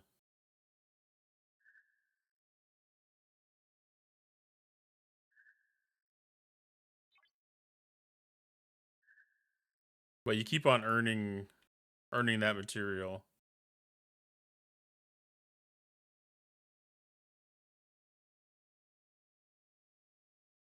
I need to do my trial bells. Accuse hostiles.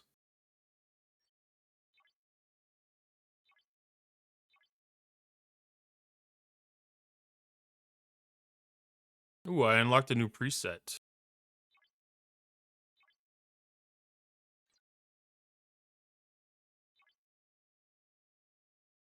What is the exchange stuff? The exchange stuff gets used.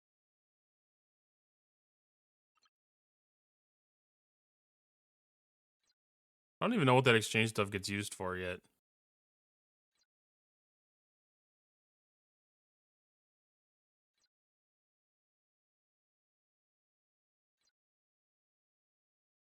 Like, it's generating.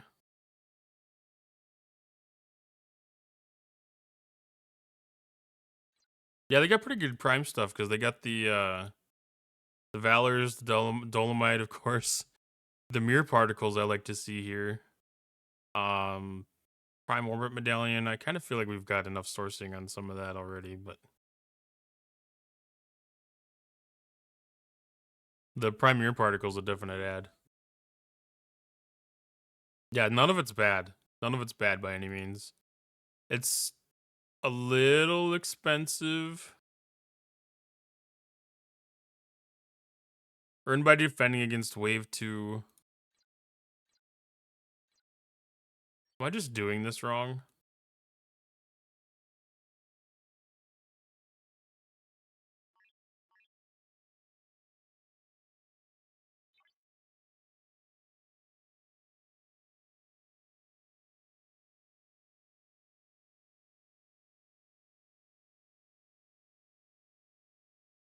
I don't understand. I don't understand what retaliation reward 2 is.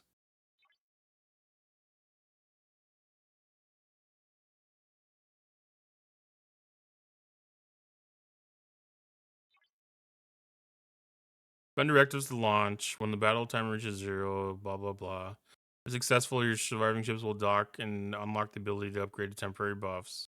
While defending, retaliation ships will spawn and attack your docked ships in order to take back the outpost.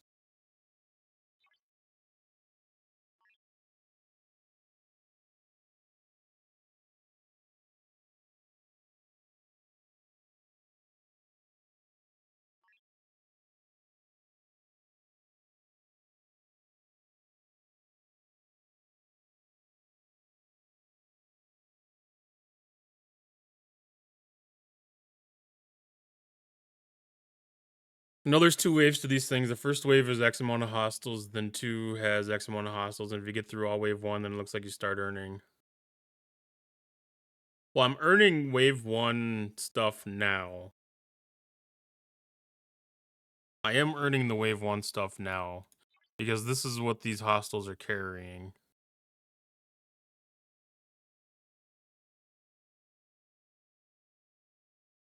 I'm just wondering if it's when you get to 36.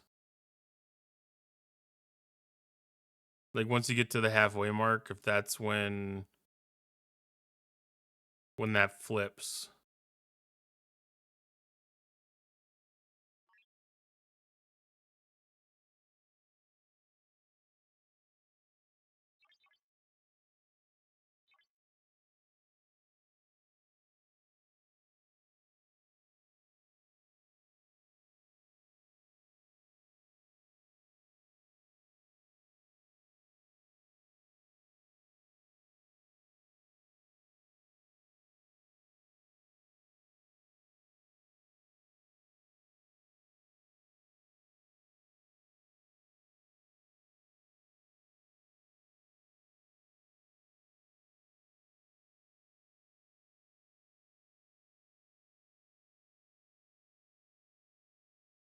Let's see if I can scan the hostile when this one comes.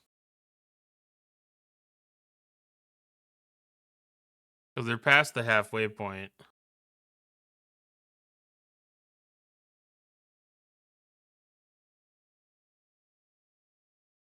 And that might be explained more in like the actual patch notes, but I didn't read it that deep. I didn't read the patch notes at all yet. I just watched Tammy's patch note read video.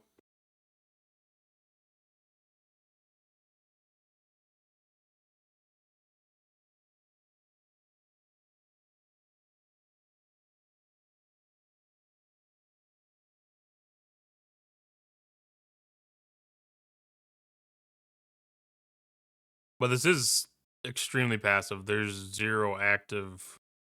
This is basically mining with warships.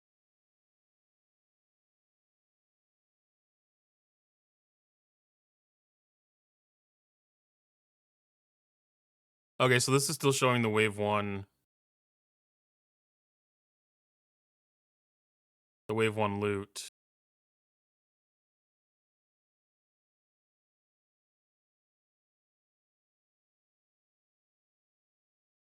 I mean, that's just kind of the thing. Like, these are going to be run heavy at the end of the night.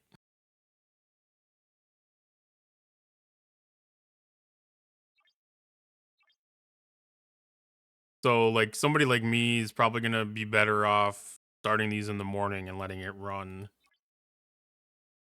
till like my lunch break.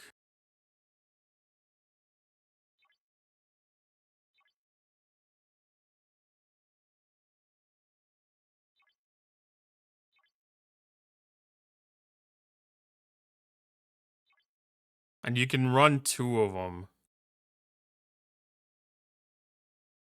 because you get it if you defeat the outpost the first time. You get enough battle pass points, or you can get enough battle pass points to be able to get the first milestone, and that'll give you an extra 300 starts to match the 300 that you start with. So you can do 2 today if you want, or you can do 1 and save. Yeah, what is this stuff? What does that go for? That's the material fragment. The hell do you do with the material fragments?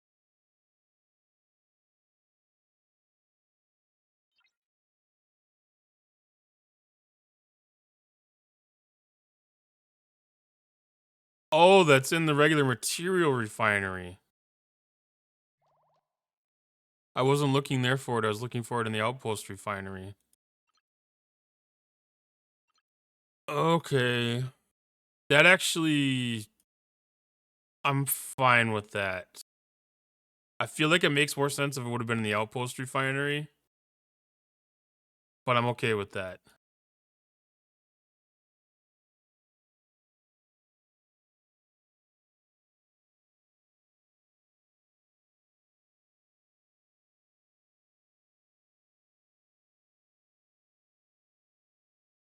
Yeah, they're definitely not there.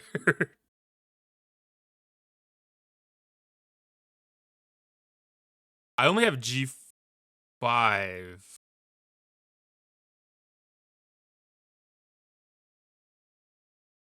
So I'm guessing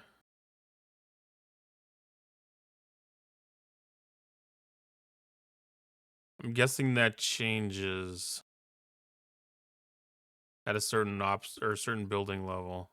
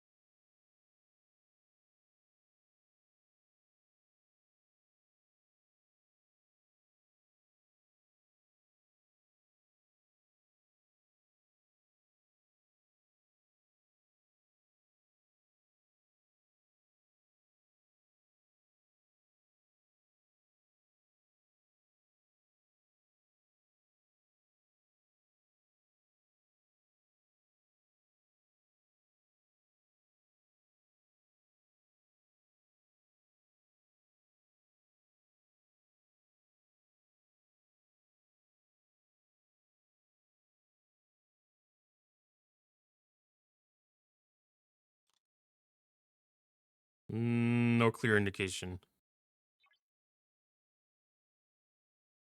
Because I'm not going to use that on G5 stuff, I can tell you that right now.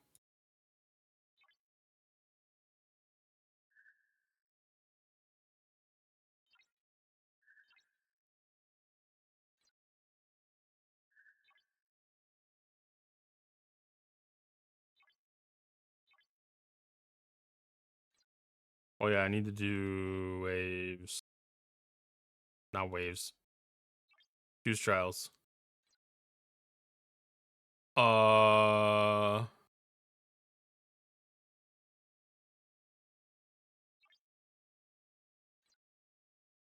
the outpost the outpost took over my Q's trials shortcut.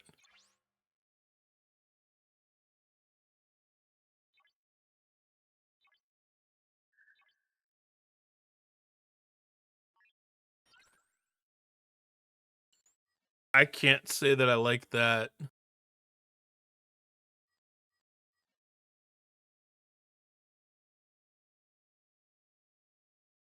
I mean, I like having the shortcut here because then you can look at your upgrade opportunities.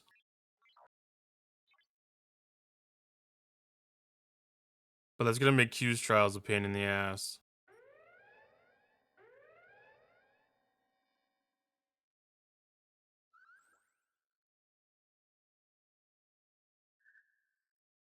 Because now I have to go into the interior.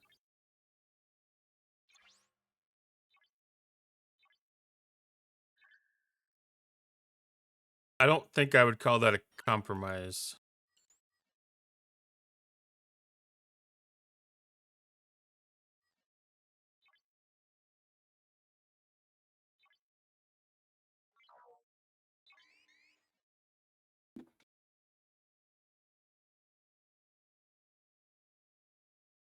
Well, now I have to debate about whether I'm going to try to do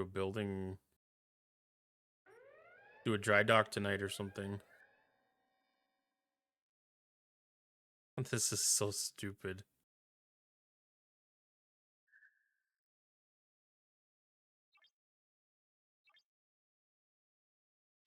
I don't like this.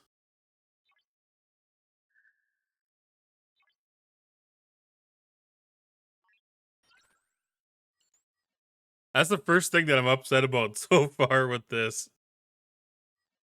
But they did an XP bulk update that you can do in ships and officers.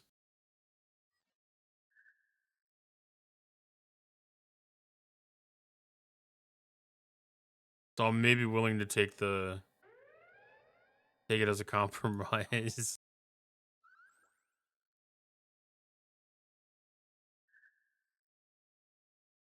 They're gonna probably just have to add it back up here somewhere or something.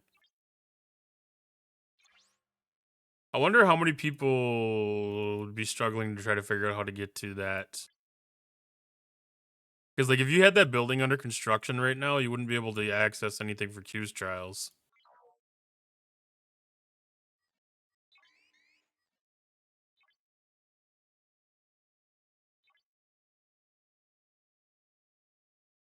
Unless there's a third way to get to it.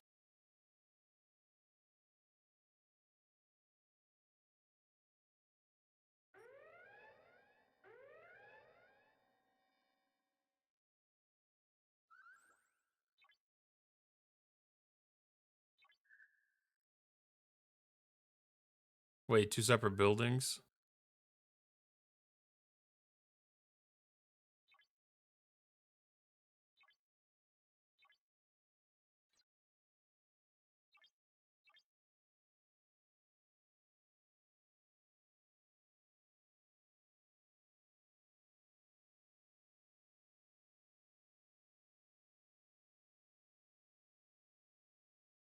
What separate buildings?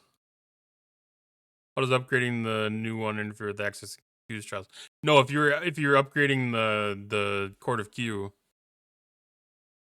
Yeah, if you're upgrading Court of Q, then the trials button wouldn't be accessible. I don't think. I think that's typically gone.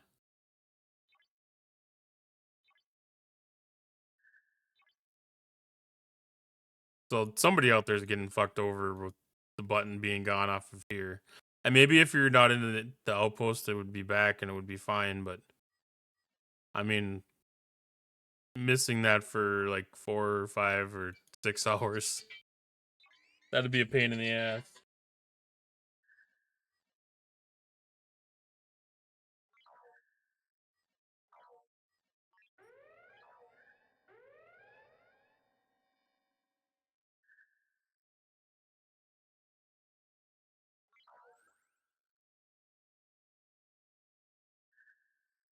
I haven't clicked it yet, trying to go for my Q's trial.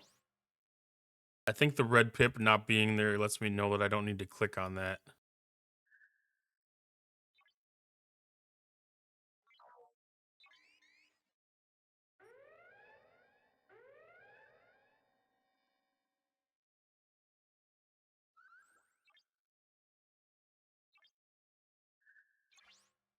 But I do kind of dislike the lack of pip inside of the building on the actual building itself.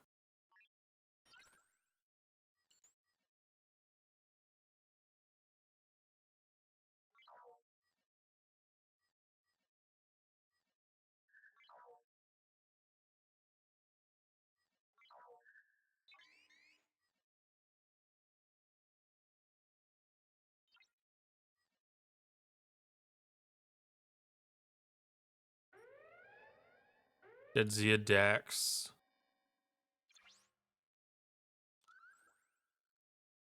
I think she's solos.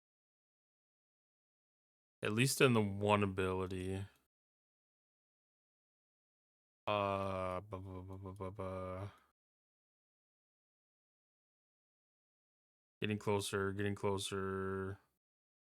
That I always forget that that was after SNW. Against solo armadas. I wouldn't count on it, but I wouldn't be surprised if they would have forgotten to check for that.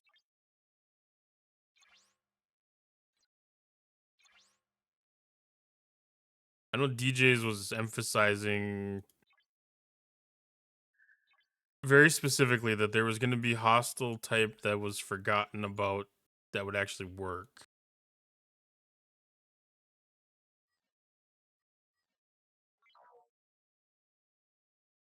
See, that's the thing. Like that's what they were showing in the test video was to use Cisco. But I mean that's basically says no go because it's Armada stuff, but they showed that throughout the entirety of the video. And crewing might not even matter that much. I don't know.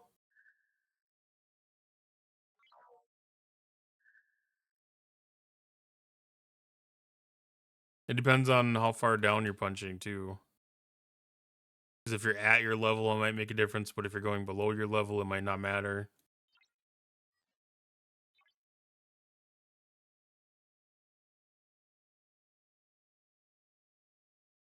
Seven-day loyalty chest.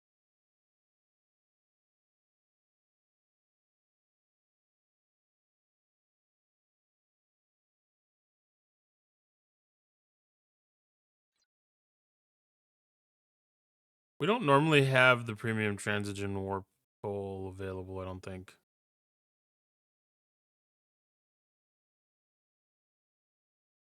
Yeah, that's kind of where I'm at too. I think it's better to get something than nothing at this point. I tried 60 for my first one, I lasted for 2.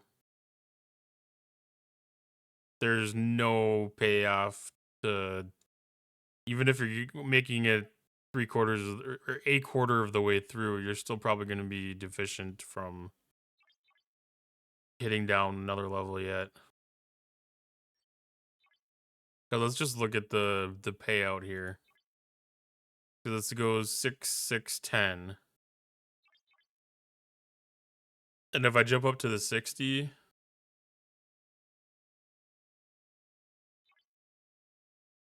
it's 15, 20, 25. So it's like 2.5 times. I don't know. It's still not a lot. It's a big increase.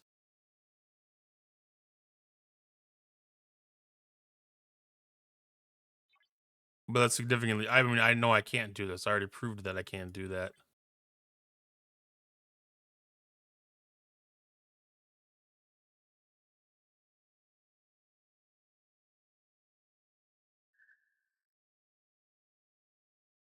Not on the node, at least.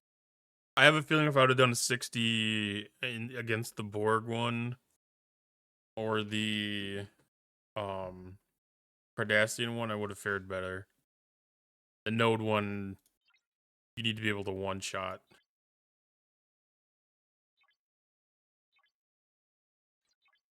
I'll definitely do some more experimentation next time around because I'll probably try to go up against the Borg one.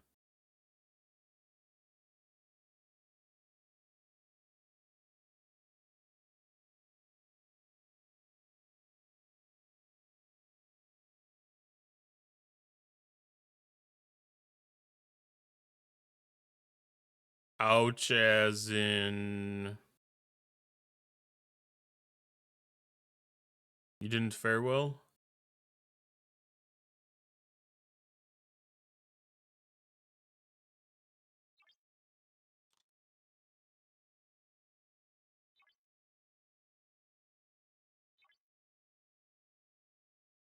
All right, reset in 13 minutes. Holy crap! Oh, the one-shot comments. Well, it's only against the Node. The Node you have to be able to kill, and it's beneficial to kill in one shot because you're getting hull burn every round.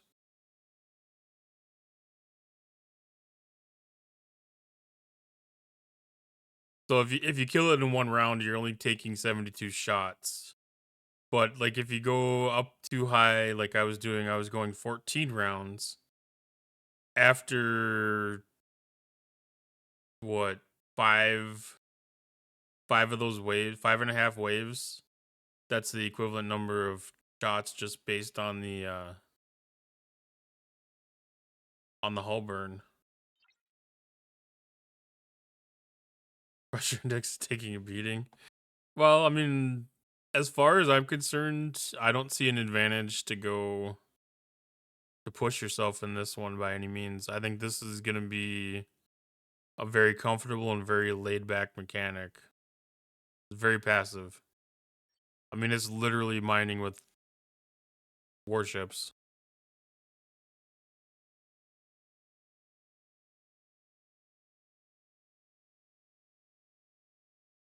This is gonna be very much set and forget.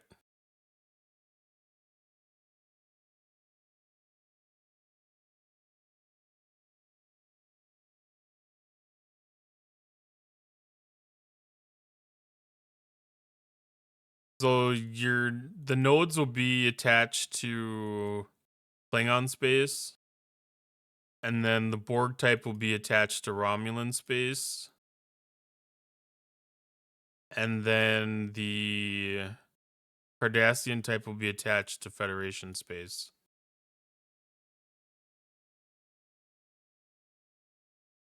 And then there's an independent one too, but I don't know what the payoff is on those.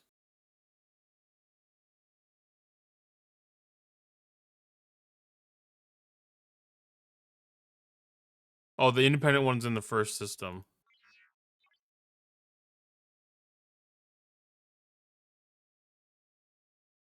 They cost half of the directives, but you don't get retaliation reward too.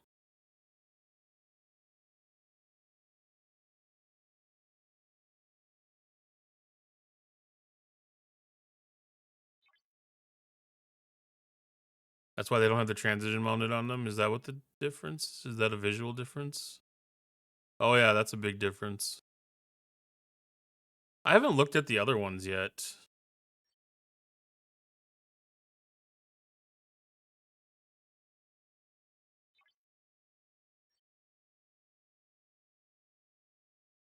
I know that's very much like the hierarchy character, where she's got like the shoulder the shoulder mount of transition coming out.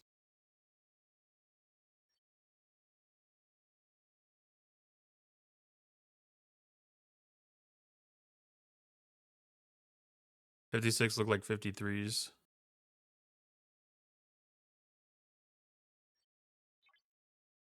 I did not pay that much attention.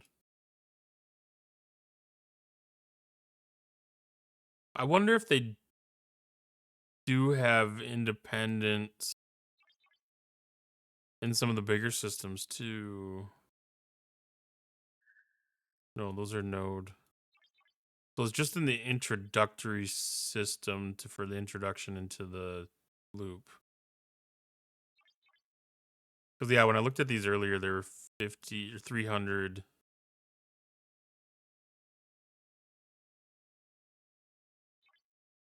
Versus 600, yeah.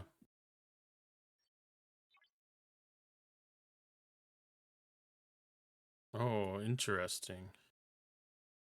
So the node thing is unique.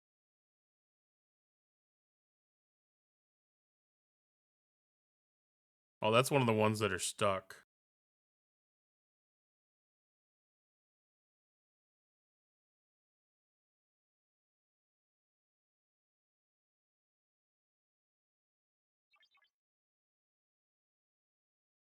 RSDJ came in here earlier and he said that the stuck nodes were due to people not capturing the outpost at the first attack before the retaliation stuff started.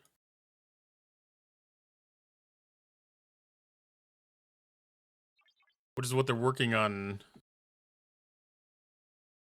fixing.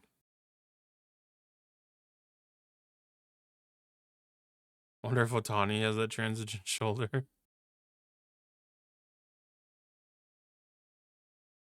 I don't know what Otani is.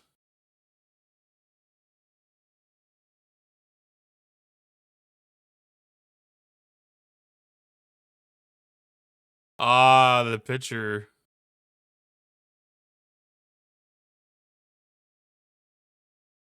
Yeah.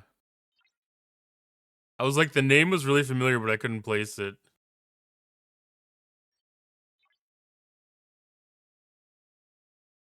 My first thought went immediately to like some kind of um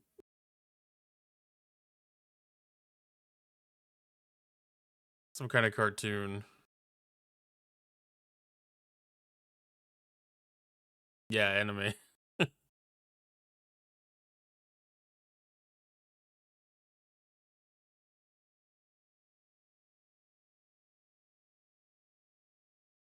Oh, let's set shield.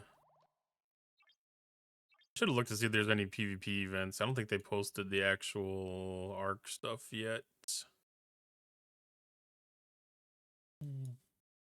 Can I do... I cannot do that defense platform yet.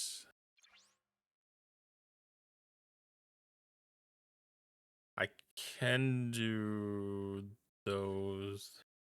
I don't really want to spend stuff outside of the weekend.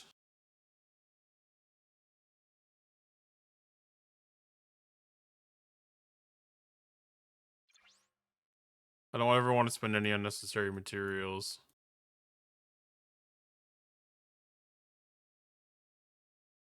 So I found a Borg note that says capture is 600, but the button is grayed out.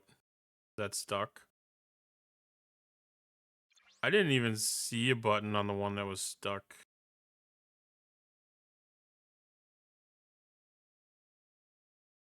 Was 35 War Room the next thing? 35 War Room.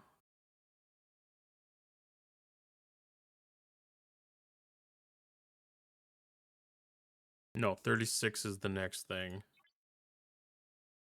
So I'm going to start the upgrade on that. Just so I have something running.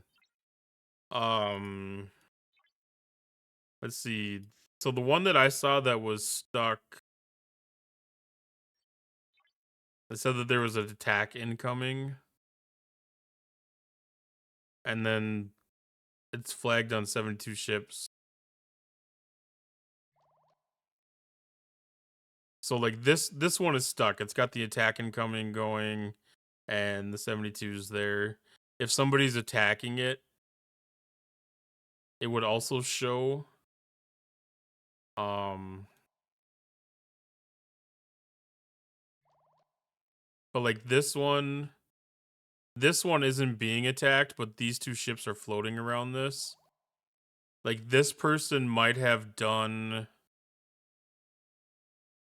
it earlier and actually defeated it. I have a feeling this person defeated this outpost earlier. They made it all 72 rounds, or else they were part of the glitch where it gave up after like 2 rounds.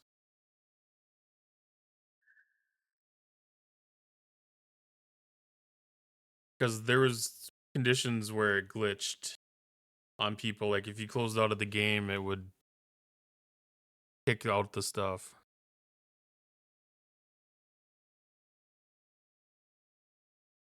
Yeah,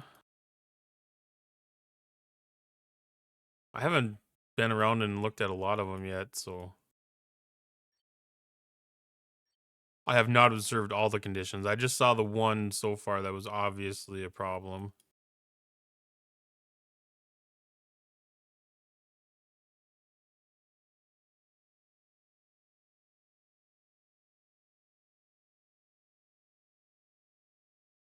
But the ships are all doing weird floating things now. I mean, even mine is just kind of just floating around there. Oh, I have to build that would make sense. Build the building. I almost did that. I actually sent to the system before I built the building. And I was like, oh, I got to build that before I actually try this.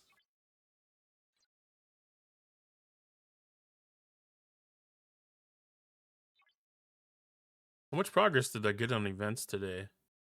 So I was able to complete the Outpost Battle Pass event. 500k lat.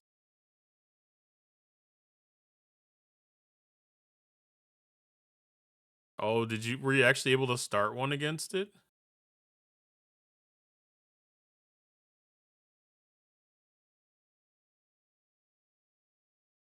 Oh, you had to speed the G6 building? Okay, that makes sense. I had to speed one too. I had like 12 days up on one of the dry docks. And I was like, I don't know if I have the speed ups for this. But luckily I did.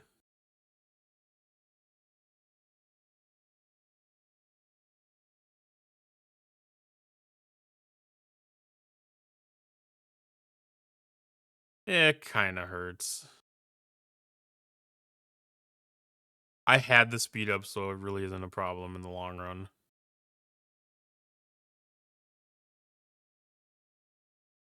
So this one lasts for 4 days, 3 days. So there'll be another SMS event that pops in apparently. But that's only for a little bit of officer choice tokens, nothing too major.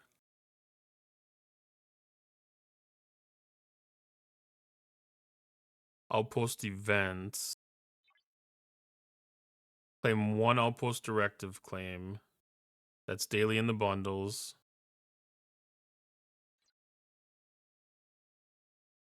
Outpost defender solo leaderboard. That's for doing waves.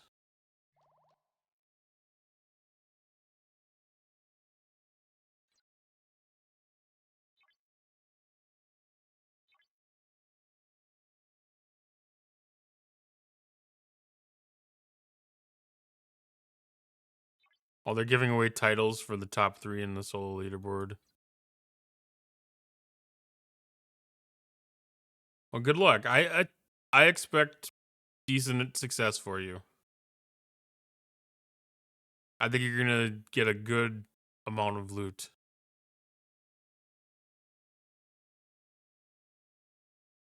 Regional Alliance leaderboard. 50 deep.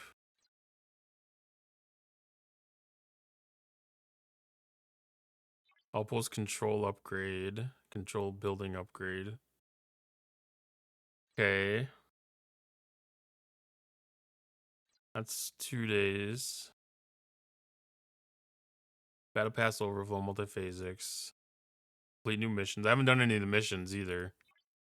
I imagine that there's probably some building stuff in the in the mission. And just floating, yeah. They're just doing their own thing. Kind of looks like my bunny on my starting screen. Just kind of floating around, doing its own thing.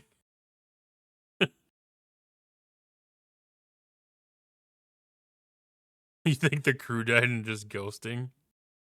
That it does look very much like that.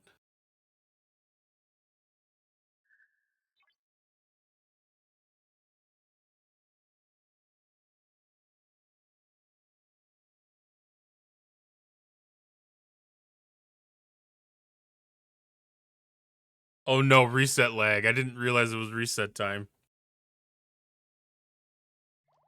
Yes, space bun bun. Oh no. It's hitting hard. There it is. Okay.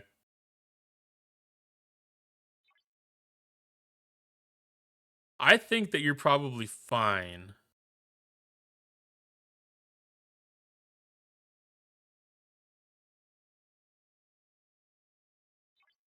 Lag should be done by the time you actually get into it then. I know mine just did an attack. So 7. Oh, that was from my cutting beam.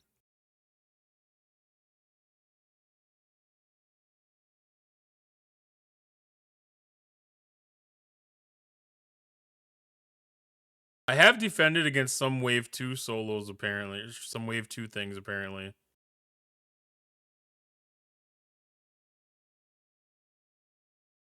I have 75. Unless that was part of the gift.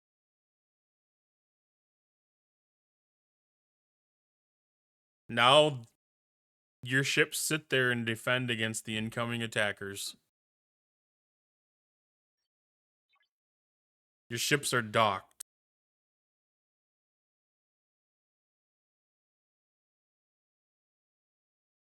It's all passive from here. It's just a matter of it surviving. You can do some upgrades to your building with some of the stuff that you have. So like I increased my apex barrier so that I get a little bit of extra longevity out of him. But yeah, other than that, it's just for me, it's wake up in the morning and collect whatever's left to collect. Yeah, you should have a chest that has some stuff in it.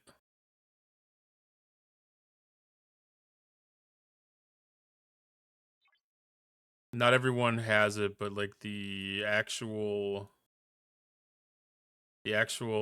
building itself, the outpost has a chest.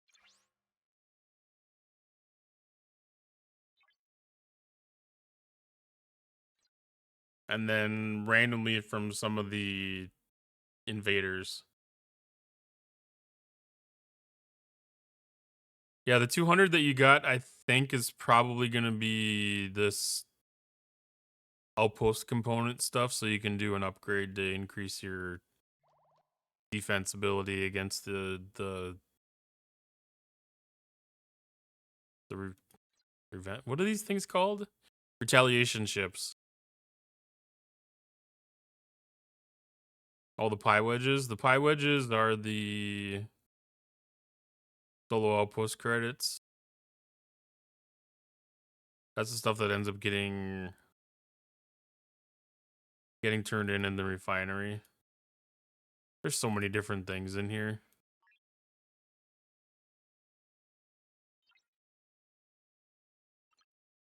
Like there's 7 different currencies in this thing, I think.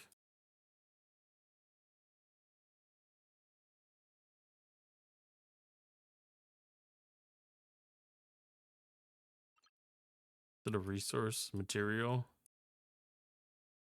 Is it just not at the bottom of whatever list? Tiger did write this one.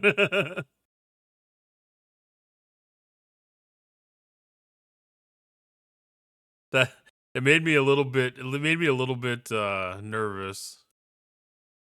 Yeah, this is what you refine in the Outpost refinery, the actual Outpost refinery. So like that's what you can turn in for these chests for the drops. But it's gonna take a lot of them. A lot.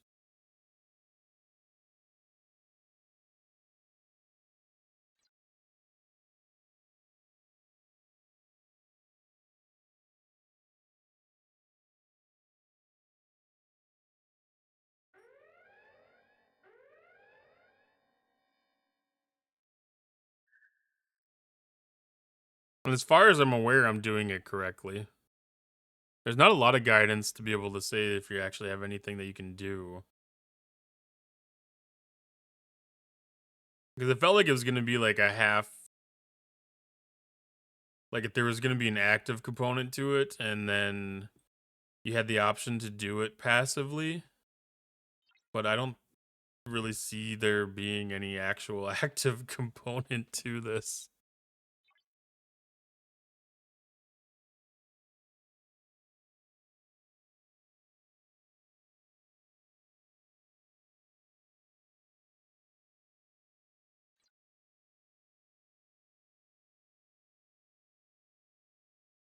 I love a new arc.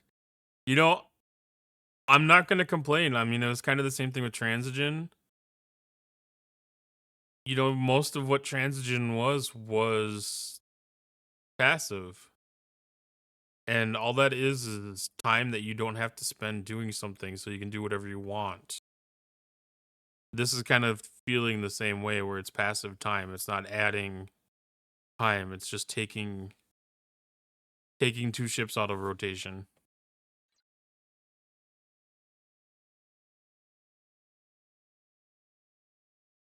Here's the good news. I haven't had to buy anything yet and I'm already engaging the arc, so there's that. Yeah, I don't feel like I'm missing anything either. Like there's not a ship that I don't have. There's not a building I don't have. You know, like these kind of arcs, any purchase and payment is 100% related to speeding up the acquisition time. You know, like there's no real handicap to not spending in this, other than some event rewards.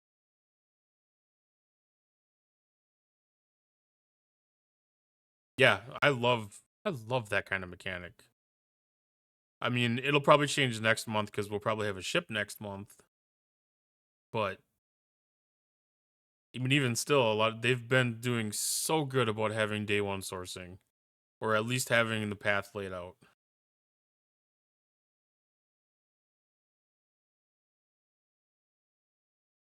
Paying to go faster is what I usually suck up to, but this doesn't seem like it will matter since it's all passive.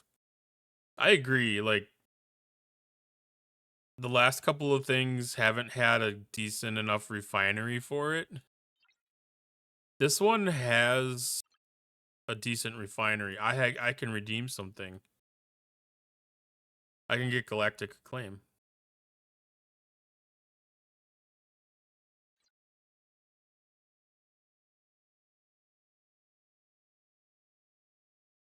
So my first output capture 17 waves in, plus well 2 waves from my second one.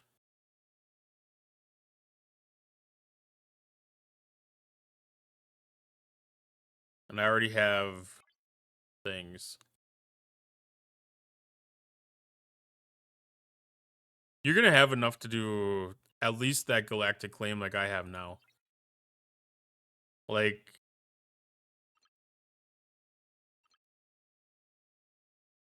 this is a very well paying refine.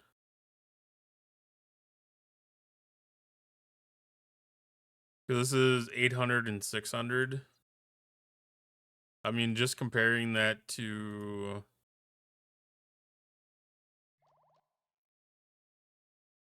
mean, that's just commons.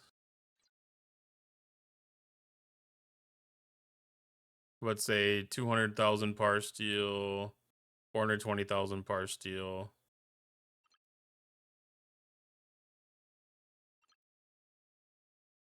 This is more than that. More likely to be more than that. So, like, if I'm redeeming this once a week, I feel that's on par with the other refineries. And I don't know what the cooldown time is going to actually be of it. Like, the first cons chest I opened, I went, holy crap. I want that feeling every time I open a chest now for this new stuff, because it's never a simple thing. There's hoops and loops and more loops. Yeah. It's it got confusing. I think the biggest thing I had confusing of was trying to find out where the material fragments were, because like I couldn't see that, and then understanding the sourcing of the building upgrade components, because there's not any of those in their refinery, which feels weird, and there's not a daily claim for them. The only spot that we're actually getting the building upgrade stuff is when you do your initial attack against this outpost.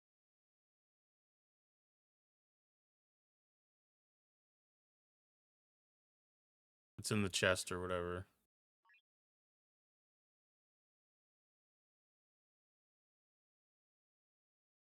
That's how I've figured it out so far, at least.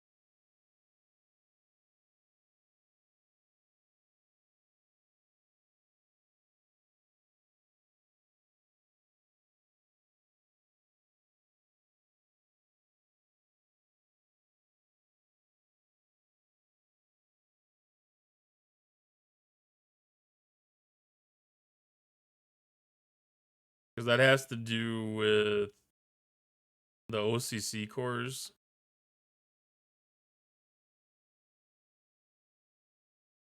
So yeah, for the 53 was 400 times 2, so 800 of them. And then 66 is just double of that. You know, like, as far as getting building progression, moving up isn't a very significant change.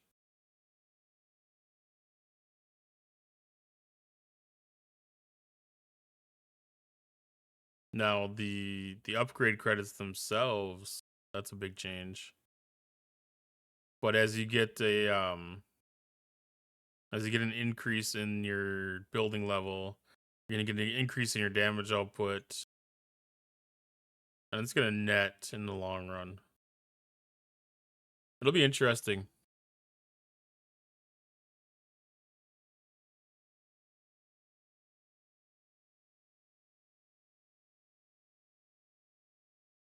Yeah, you can get pretty decent upgrade already right off the bat.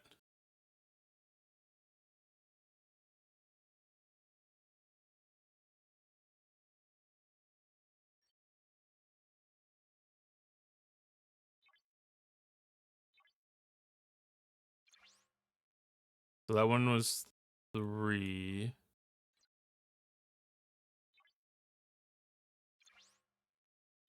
3. I still can't tell what the difference between wave 1 and wave 2 stuff is yet.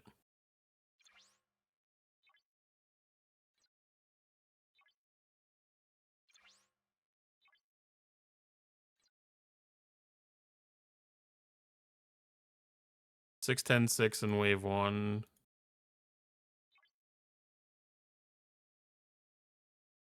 I'm 610 6 in wave 1. Well, we're both doing 53s right now.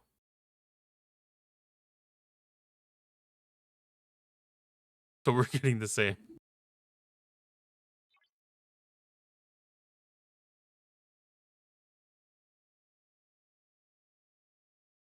Oh yeah. Yeah, Borg is. These rewards I imagine are the same. It doesn't look like that my building at 7 has affected anything here yet either.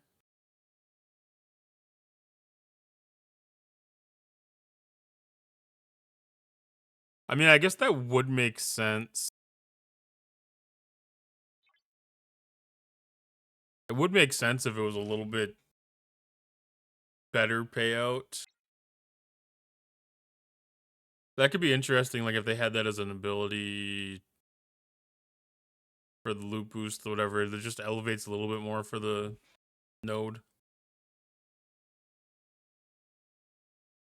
Yeah, there's no reason anybody should be doing the node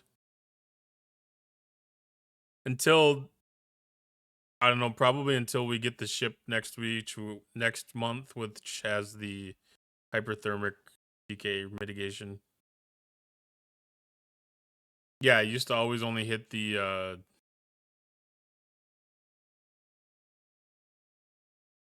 beam thing. If you had a bunch of really strong ships, you could move outside of that. Disruptors. That sounds right. That sounds right. Yeah. It was either disruptor or photon cannon.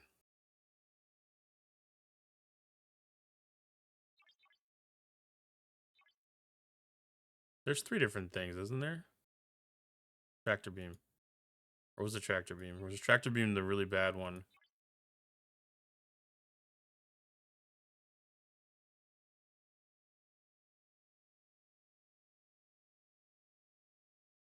Tractor beam was the really bad one.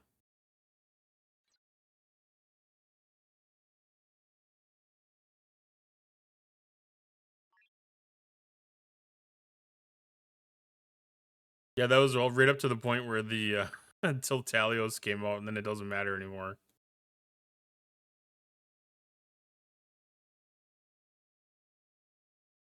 Yeah, the photon cannons are the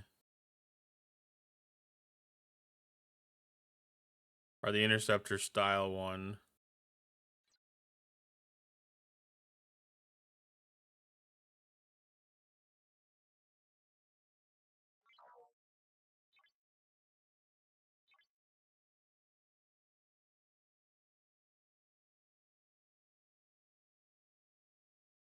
And these ones, they don't really have a difference in defensive abilities. It's just the offensive abilities. Those ones are imitating battleships.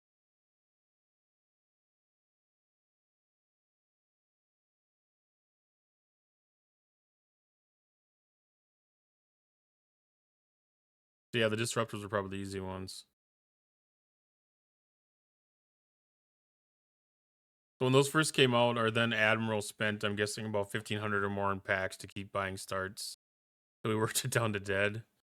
We were the first alliance to actually kill one, I think. At least on our server, we were. I don't remember.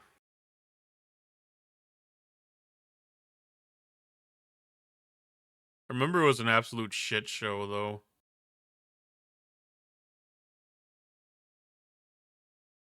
I was in a. I switched alliances during the Borg arc to a stronger alliance. I don't remember if it was in the third or fourth month, though.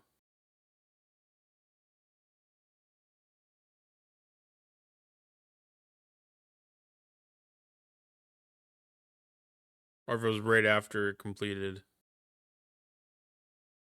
I'm pretty sure I was in May.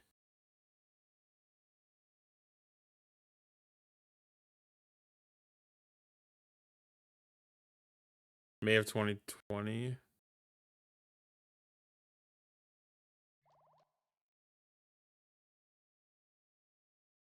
It might have wrapped up in June. So I might have done it for the final month. I might have actually been in another alliance.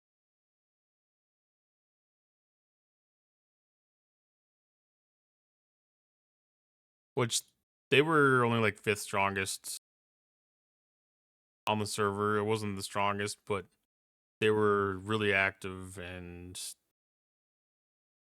a couple of us were, well, kind of like now where it's upper ends of like the lower mid ground spenders. That's back when you could switch alliances once a day and no bad effects. Yeah, the only fallout was having to like join a different Discord for a day or whatever. Like that was the biggest fallout.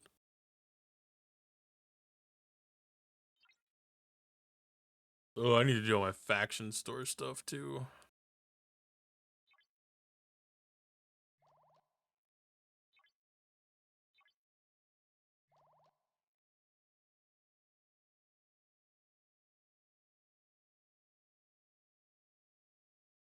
Yeah.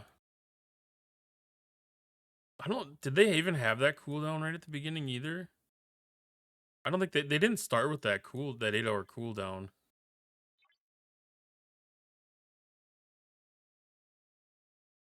I think you could jump around for quite a while.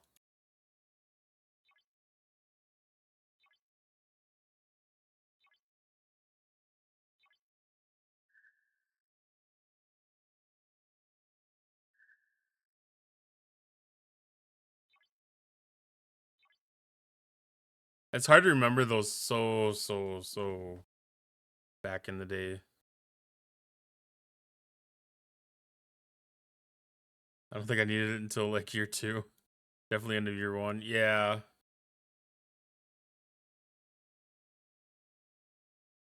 Well, I mean, there was a point that there wasn't even like shields too, or there wasn't auto shields.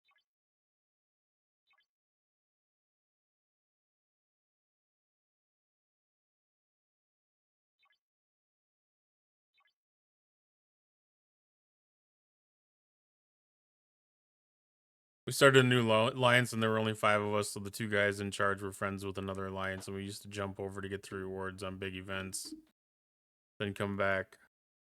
Yeah, I've kind of always been somebody that liked to stick around where I was at. Like I hold a certain level of allegiance to the group that I'm at.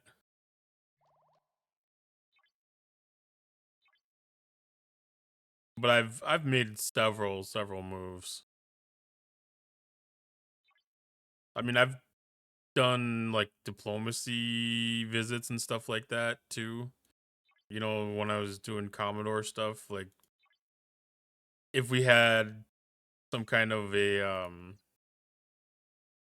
uh confrontation with another alliance or something like that, sometimes we would send one of the Commodores over to kind of act as like an ambassador and be like a frontline person just in case they had issues. That way they had a direct line of communication. And then just to help kind of keep things smoothed over.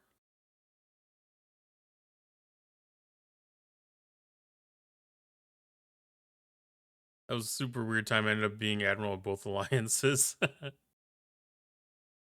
I mean, if they're intertwined, you know, like sister alliances or something like that, it's not that big of a deal. But if they're completely like technically unrelated, then it gets kind of weird.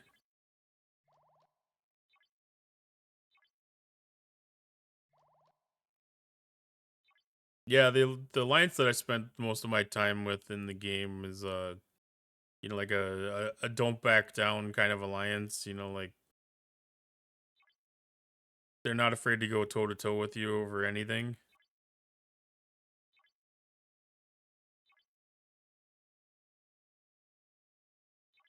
So they've had the most wars and hostile engagements on the server by far.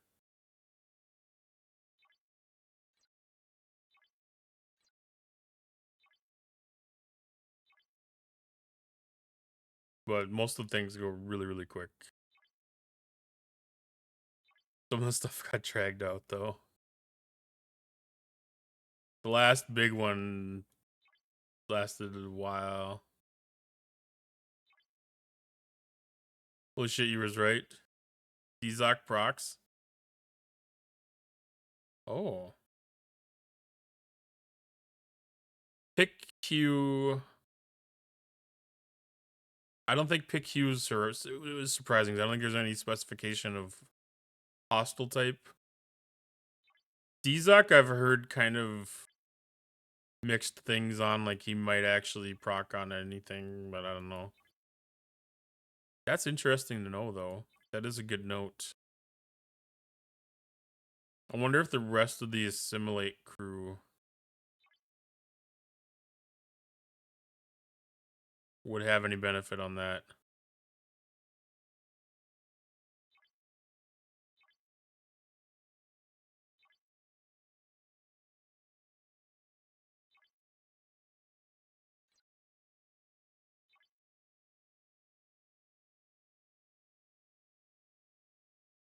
I know assimilate itself isn't like a super big debuff, but it's still for something that's based like that is good. You know, pick Q would help overcome the nodes really easy then.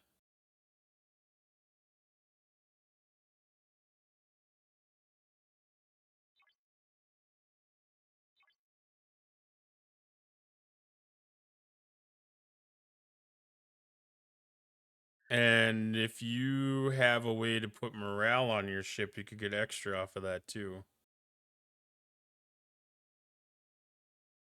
No, that's hull or shield.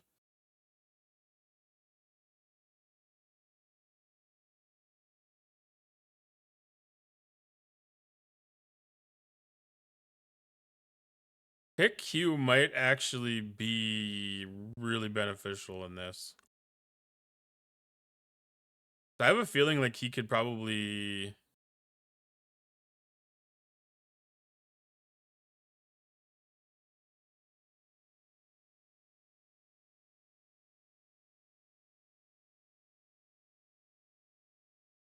Pick Q might be able to exceed the damage output and net you everlasting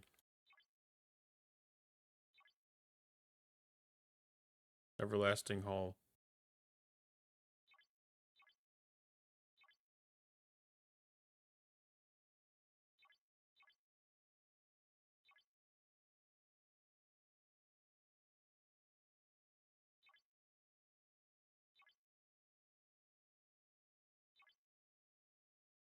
Because I've noticed that all the attacks were starting against my Kaskari. So if I emphasize on making sure that the Kaskari has pick Q on it,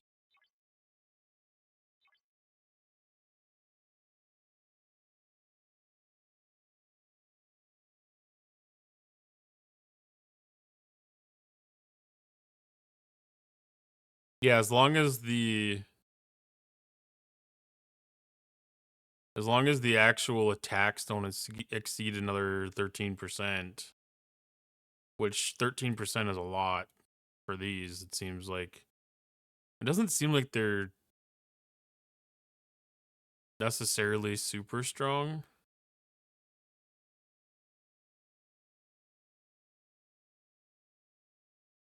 I have to compare them against some normal hostiles, I guess, just to see, but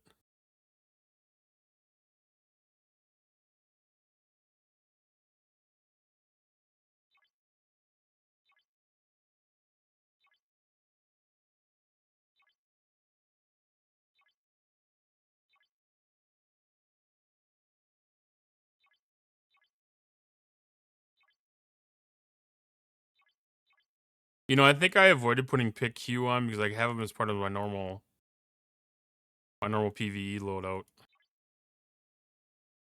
But he's not needed there. Right now mine are doing 1. Well, I haven't looked at every single one, but like the couple examples that I looked at were 1.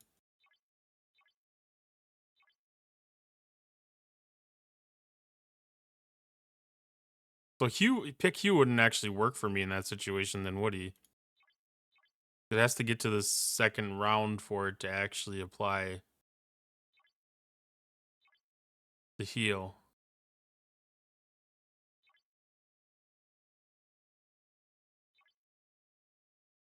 I wanted to take the easy road. I tried the hard ones first. I think I overcompensated and went lower than I needed to.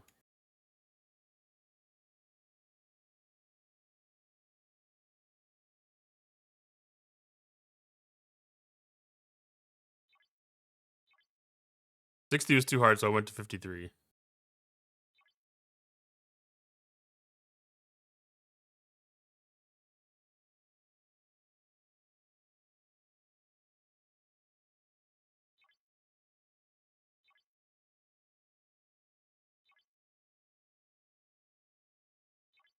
Ooh, 2 1-hour speed ups for my Sigmas.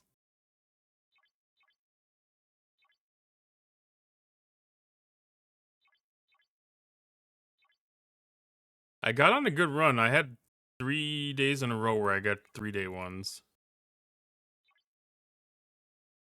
I've been getting like half-hour and 1-hour ones since, though. They're making up for it.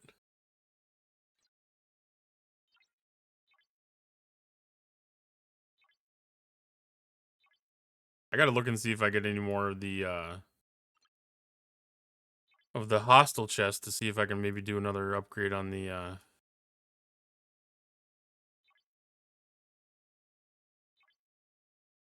defense. The assault lasted 7 rounds.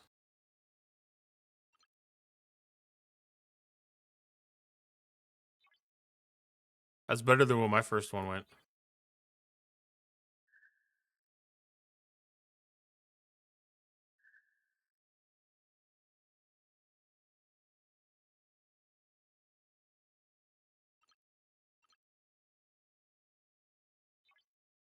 Or the simulation.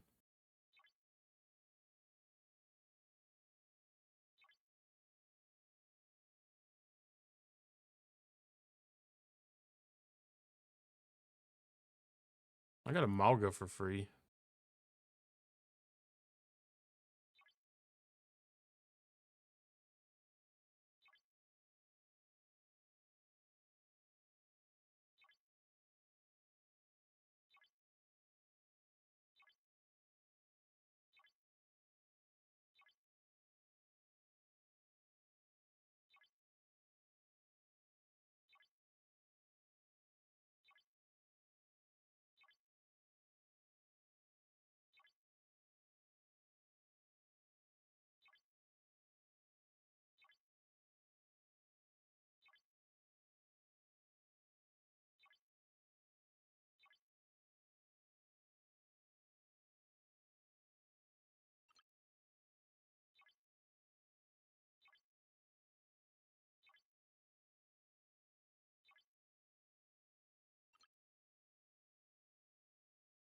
Yeah, getting a simulation that long, that's definitely a benefit, because I mean it's kind of a scramble to find crews that actually apply in the lower deck slots like that.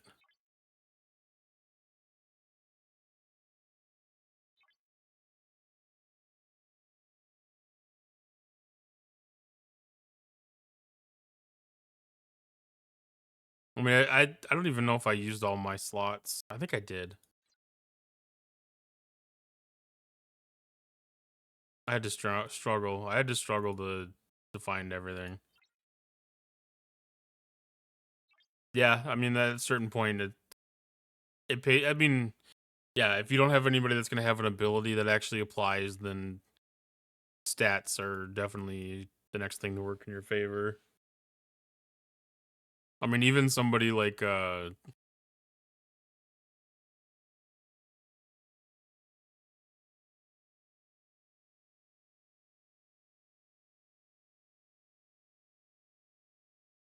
can't remember anybody's. There's a couple of officers that do below decks where they increase like the health and stuff.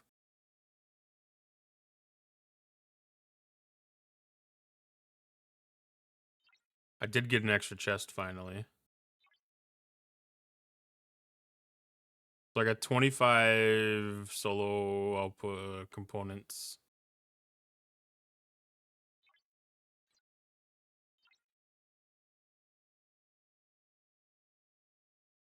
So I'm up to 100 of these. Yeah, there you go. Like something like fives. No, I was thinking of like Hammer. Hammer might be the one where he actually increases the health stats. I was thinking that maybe one of the Enterprise people did too. Yeah, Hammer increases health below deck.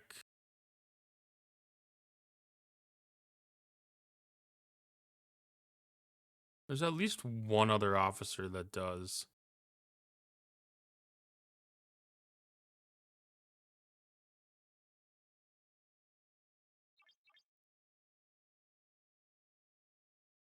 Yeah, pick Q doesn't have anything based on opponent type.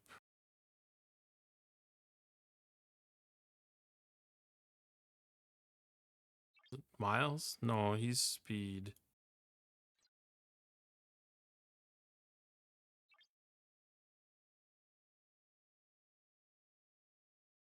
So Gasa does specify playership. Borg Queen.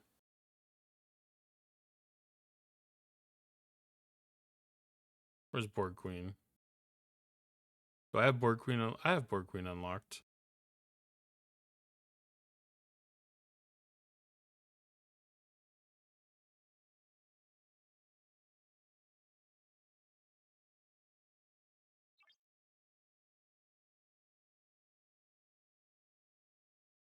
Dizak is opponent. I never realized that they had that set up that way.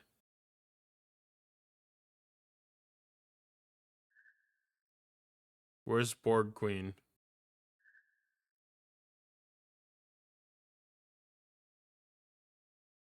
Okay, we'll go by group then. Borg.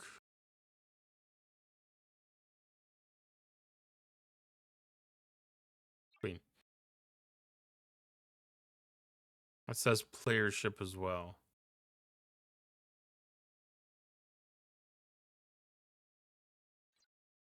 No, I was just looking at the assimilate abilities.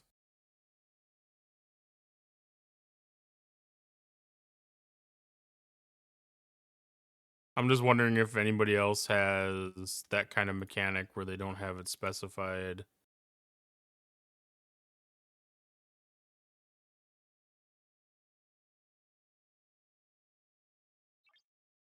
One of these works on. Well, it's above deck that had the assimilate.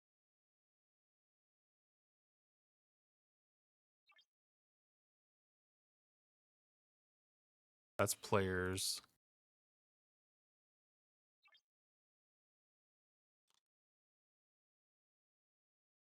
Players.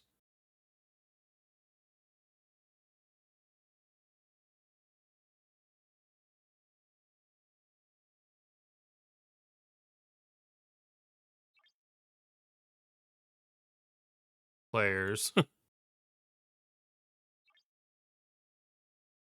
Players. Okay, so all of the other assimilate abilities are based on PvP.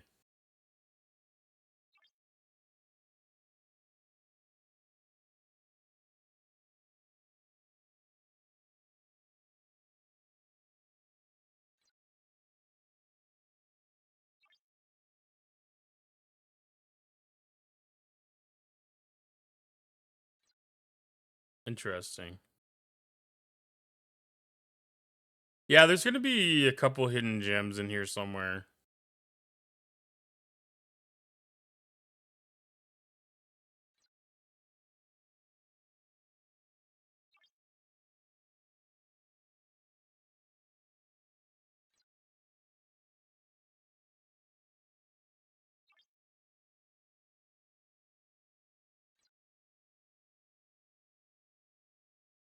I mean, yeah, heck, even like Gowron and stuff. You know, like some of these abilities might not be terrible.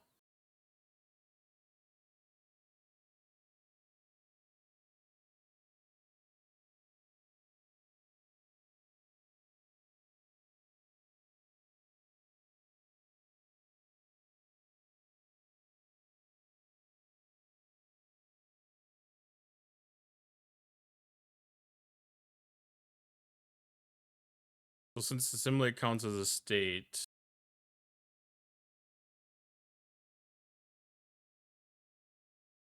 you need to find officers that penalize based on state also. Yes.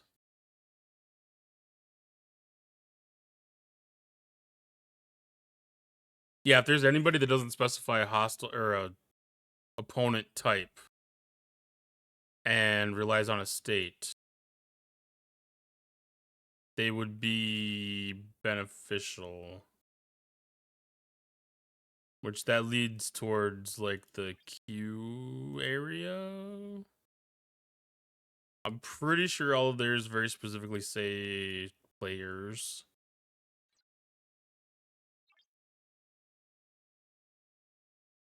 Players. Player. Players. Players. But I'm like, each ep is like the first one that comes to mind where it's like any state.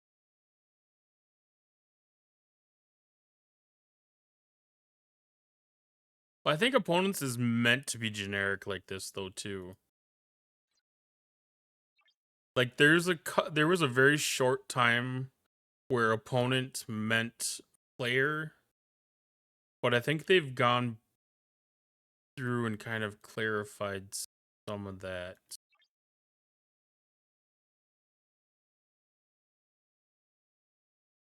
Against players. Because that comes to mind as like Kang for instance.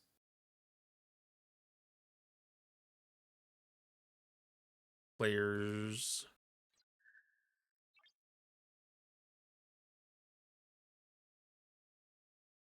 Players.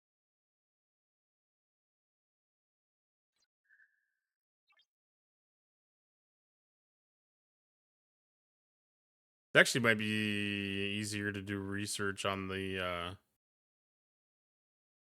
officer sheets.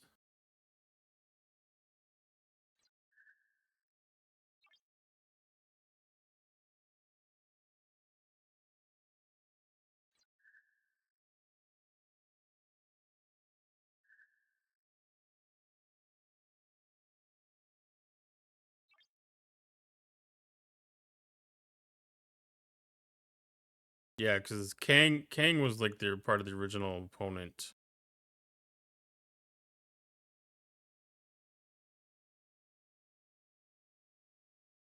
Well, and I think if I wouldn't have done Note, I probably could have done the 60 fine too.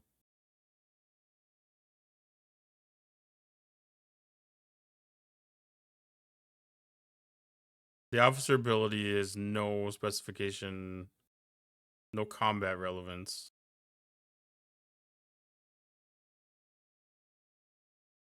That's opponent. I feel like anybody before like Discovery Crew has like a really good chance of working.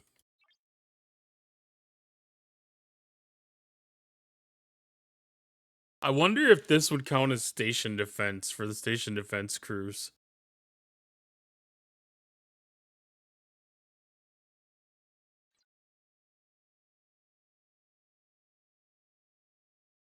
I mean, I don't know if there's anybody that's really great for station defense.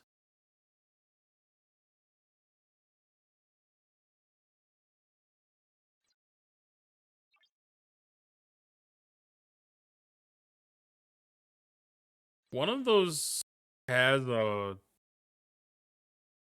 hull repair ability, doesn't it?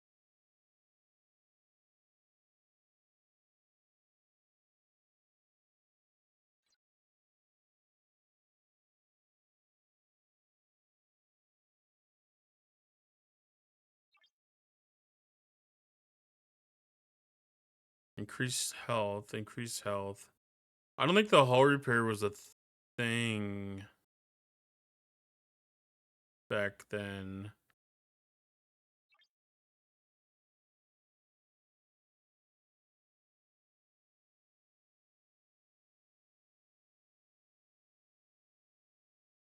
Leslie wouldn't be effective.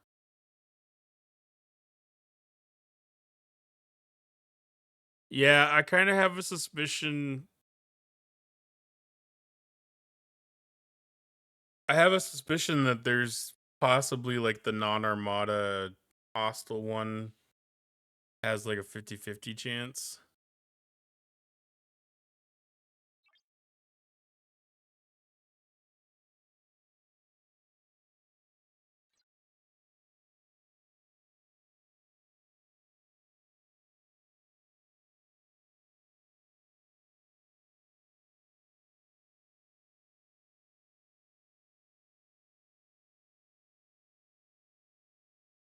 There'll be a lot of data available tomorrow, though, I think.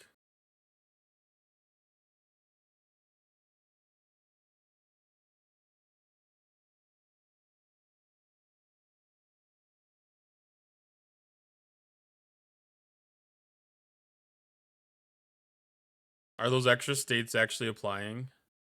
The morale burning and hull breach?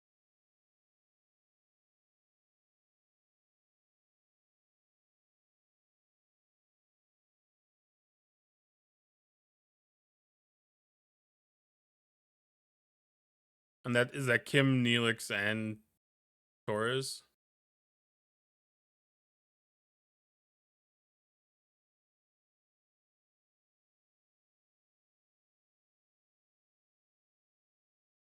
Is the burning coming from Neelix, or is that coming from oh wow.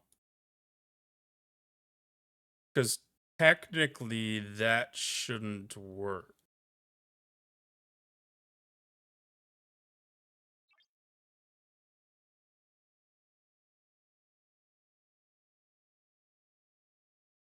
But non-player hostile. So this might apply as a non-player hostile.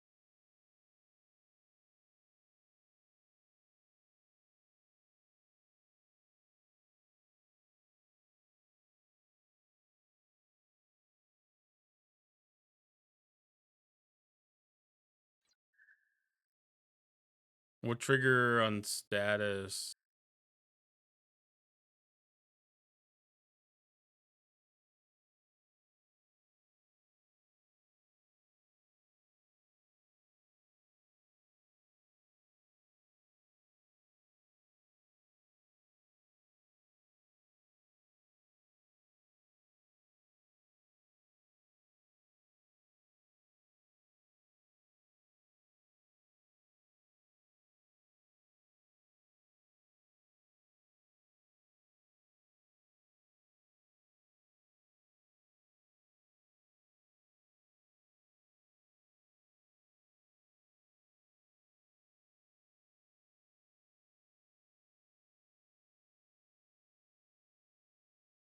This is actually pretty realistic when somebody talked about this as being kind of like a away team's mechanic.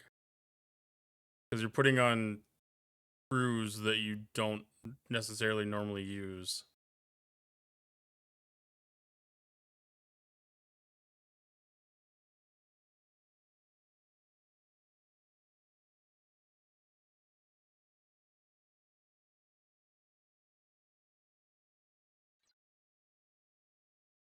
I kind of like that. I mean, you're losing out on ships,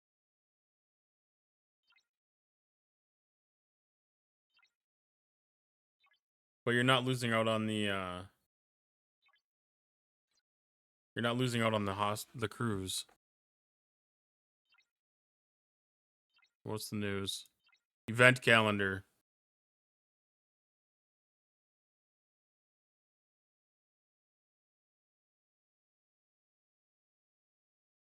All right, so we have Outpost Defender day and tomorrow, and then next week and the week after.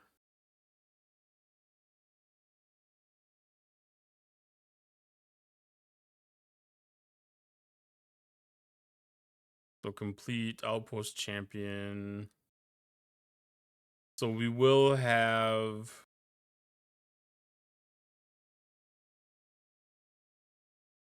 different events. We'll have the hit specific ship type, ship class coming up: Explorer, Interceptor, and Battleship.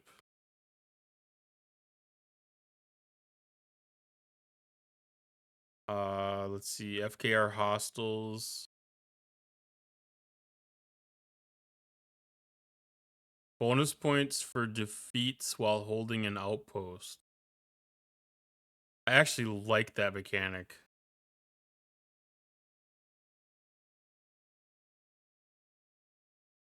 Alliance-based hostile kill.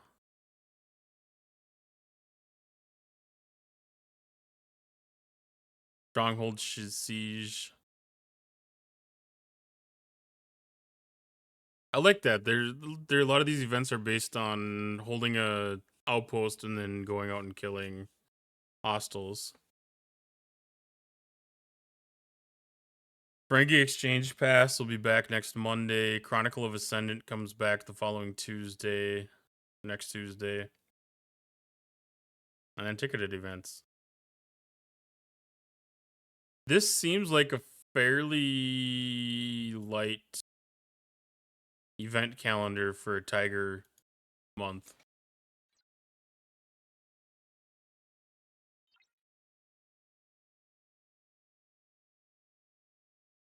Okay, so here's my cruise. Let's get them.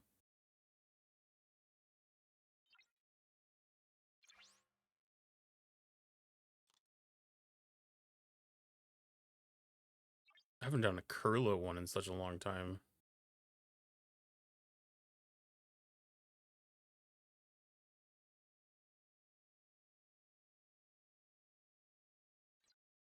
Cisco, Miles, and Jadzia.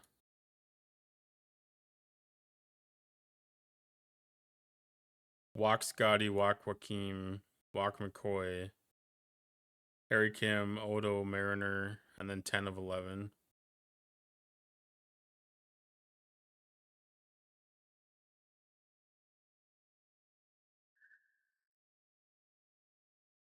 Are Cisco and Miles actually showing up in the battle reports? Because I kind of felt like they wouldn't. Shouldn't.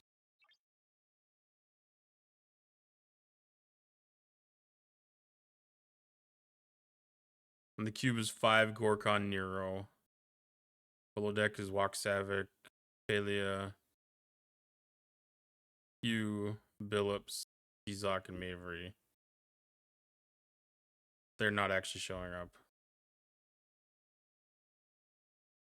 So they're just mainly stat boosting the ships then.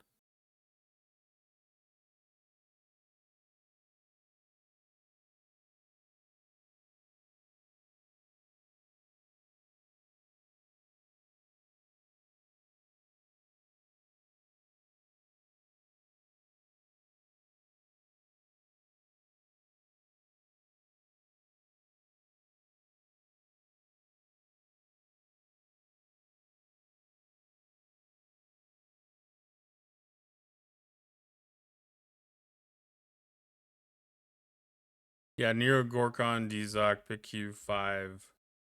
I would expect Pelia is going to apply.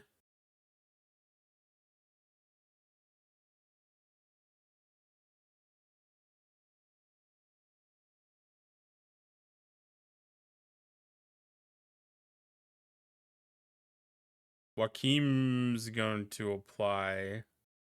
Should apply. I would expect to apply. McCoy, I was a little bit 50-50 on.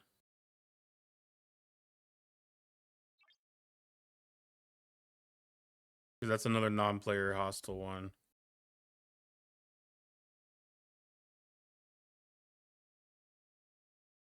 Hers should just apply. Because you should only really see if there's a percent chance to increase. The only messages that you should see to apply is if there's a percent chance to increase, or if there's an increase based on statistics, or a status application. Yeah, you shouldn't see anything from most of the below decks crew, if not all. And then yeah, you wouldn't see Odo, you wouldn't see Anti-Troy. She uses armadas and hostiles.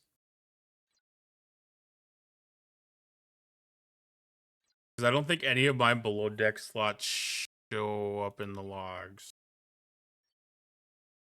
Because they're all straight modification to the ship statistics. So these are all applying outside of combat.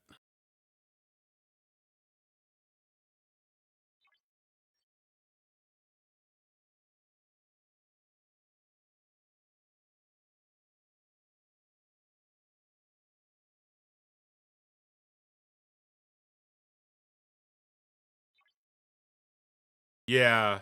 Yeah, being able to pull out. Yeah, your Kirk, your Marcus.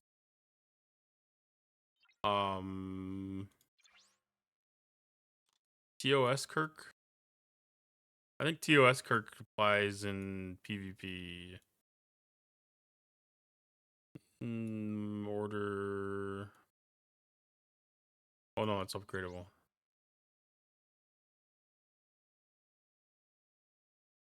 Group.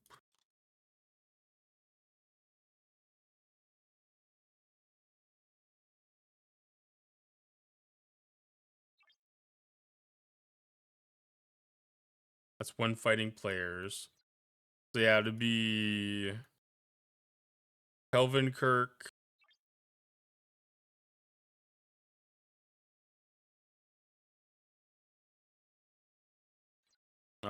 Probably even Sulu.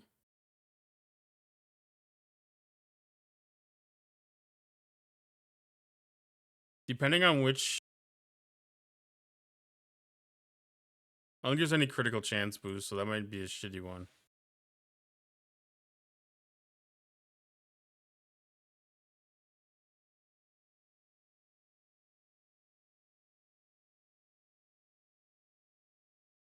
Well, most of those ones, most of the below deck stuff that triggers stats specify it as a hostile or armada, so they're not going to apply to these.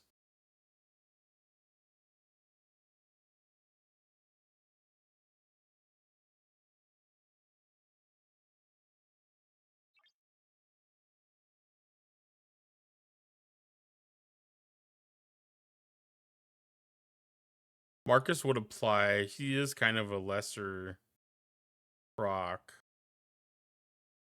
That Kirk. Which was the other Kirk?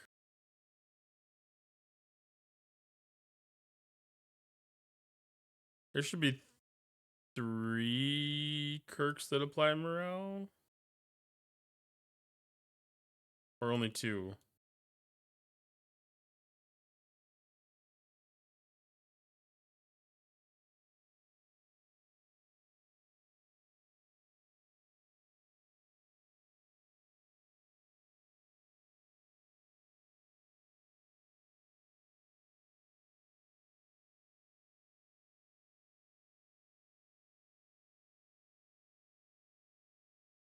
I would expect to see Billup show up in the report. Yeah, I expect that it was not showing up because of player.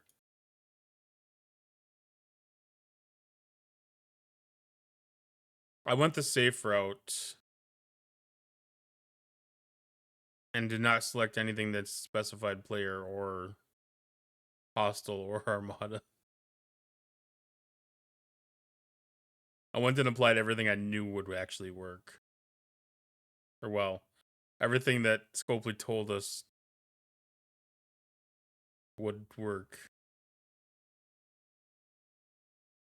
I guess they didn't tell us what would work. They told us what wouldn't work, so I did everything that didn't fit that mold.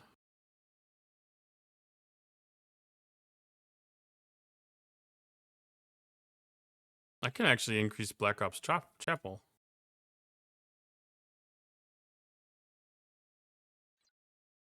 I'll have to remember that when I get her back to base. I never saw Pelion register. Did you see in yours, or is that Just I get 100% bonus period. And Pelia won't show up because hers is affecting the ship statistics in a raw fashion. It's technically applied outside of battle.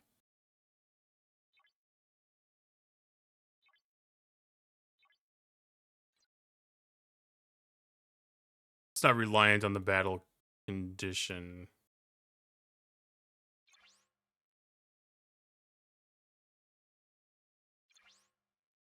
Yeah, that's kind of one of the things that's a little problematic with something like this when you're trying to find these niche things is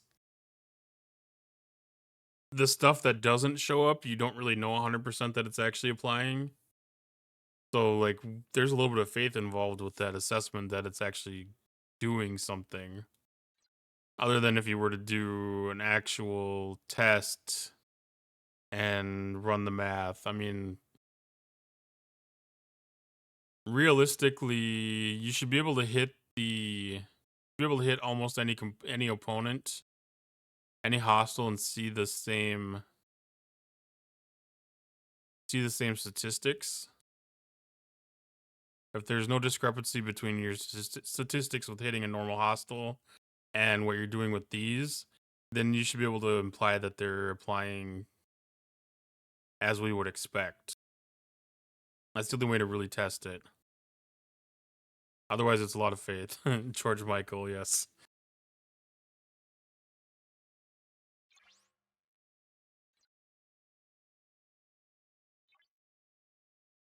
Oh, it's getting late for Cottontail.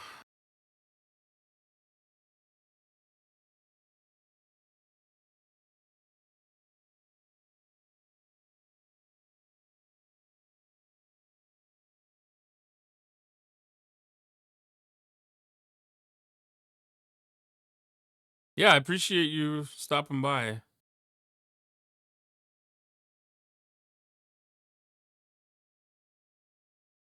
You kind of doubled my testing ability because you did like a full separate test from what I did.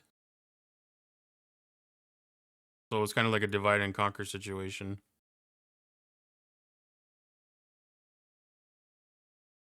Oh, let's see. Let's go right out to Samo.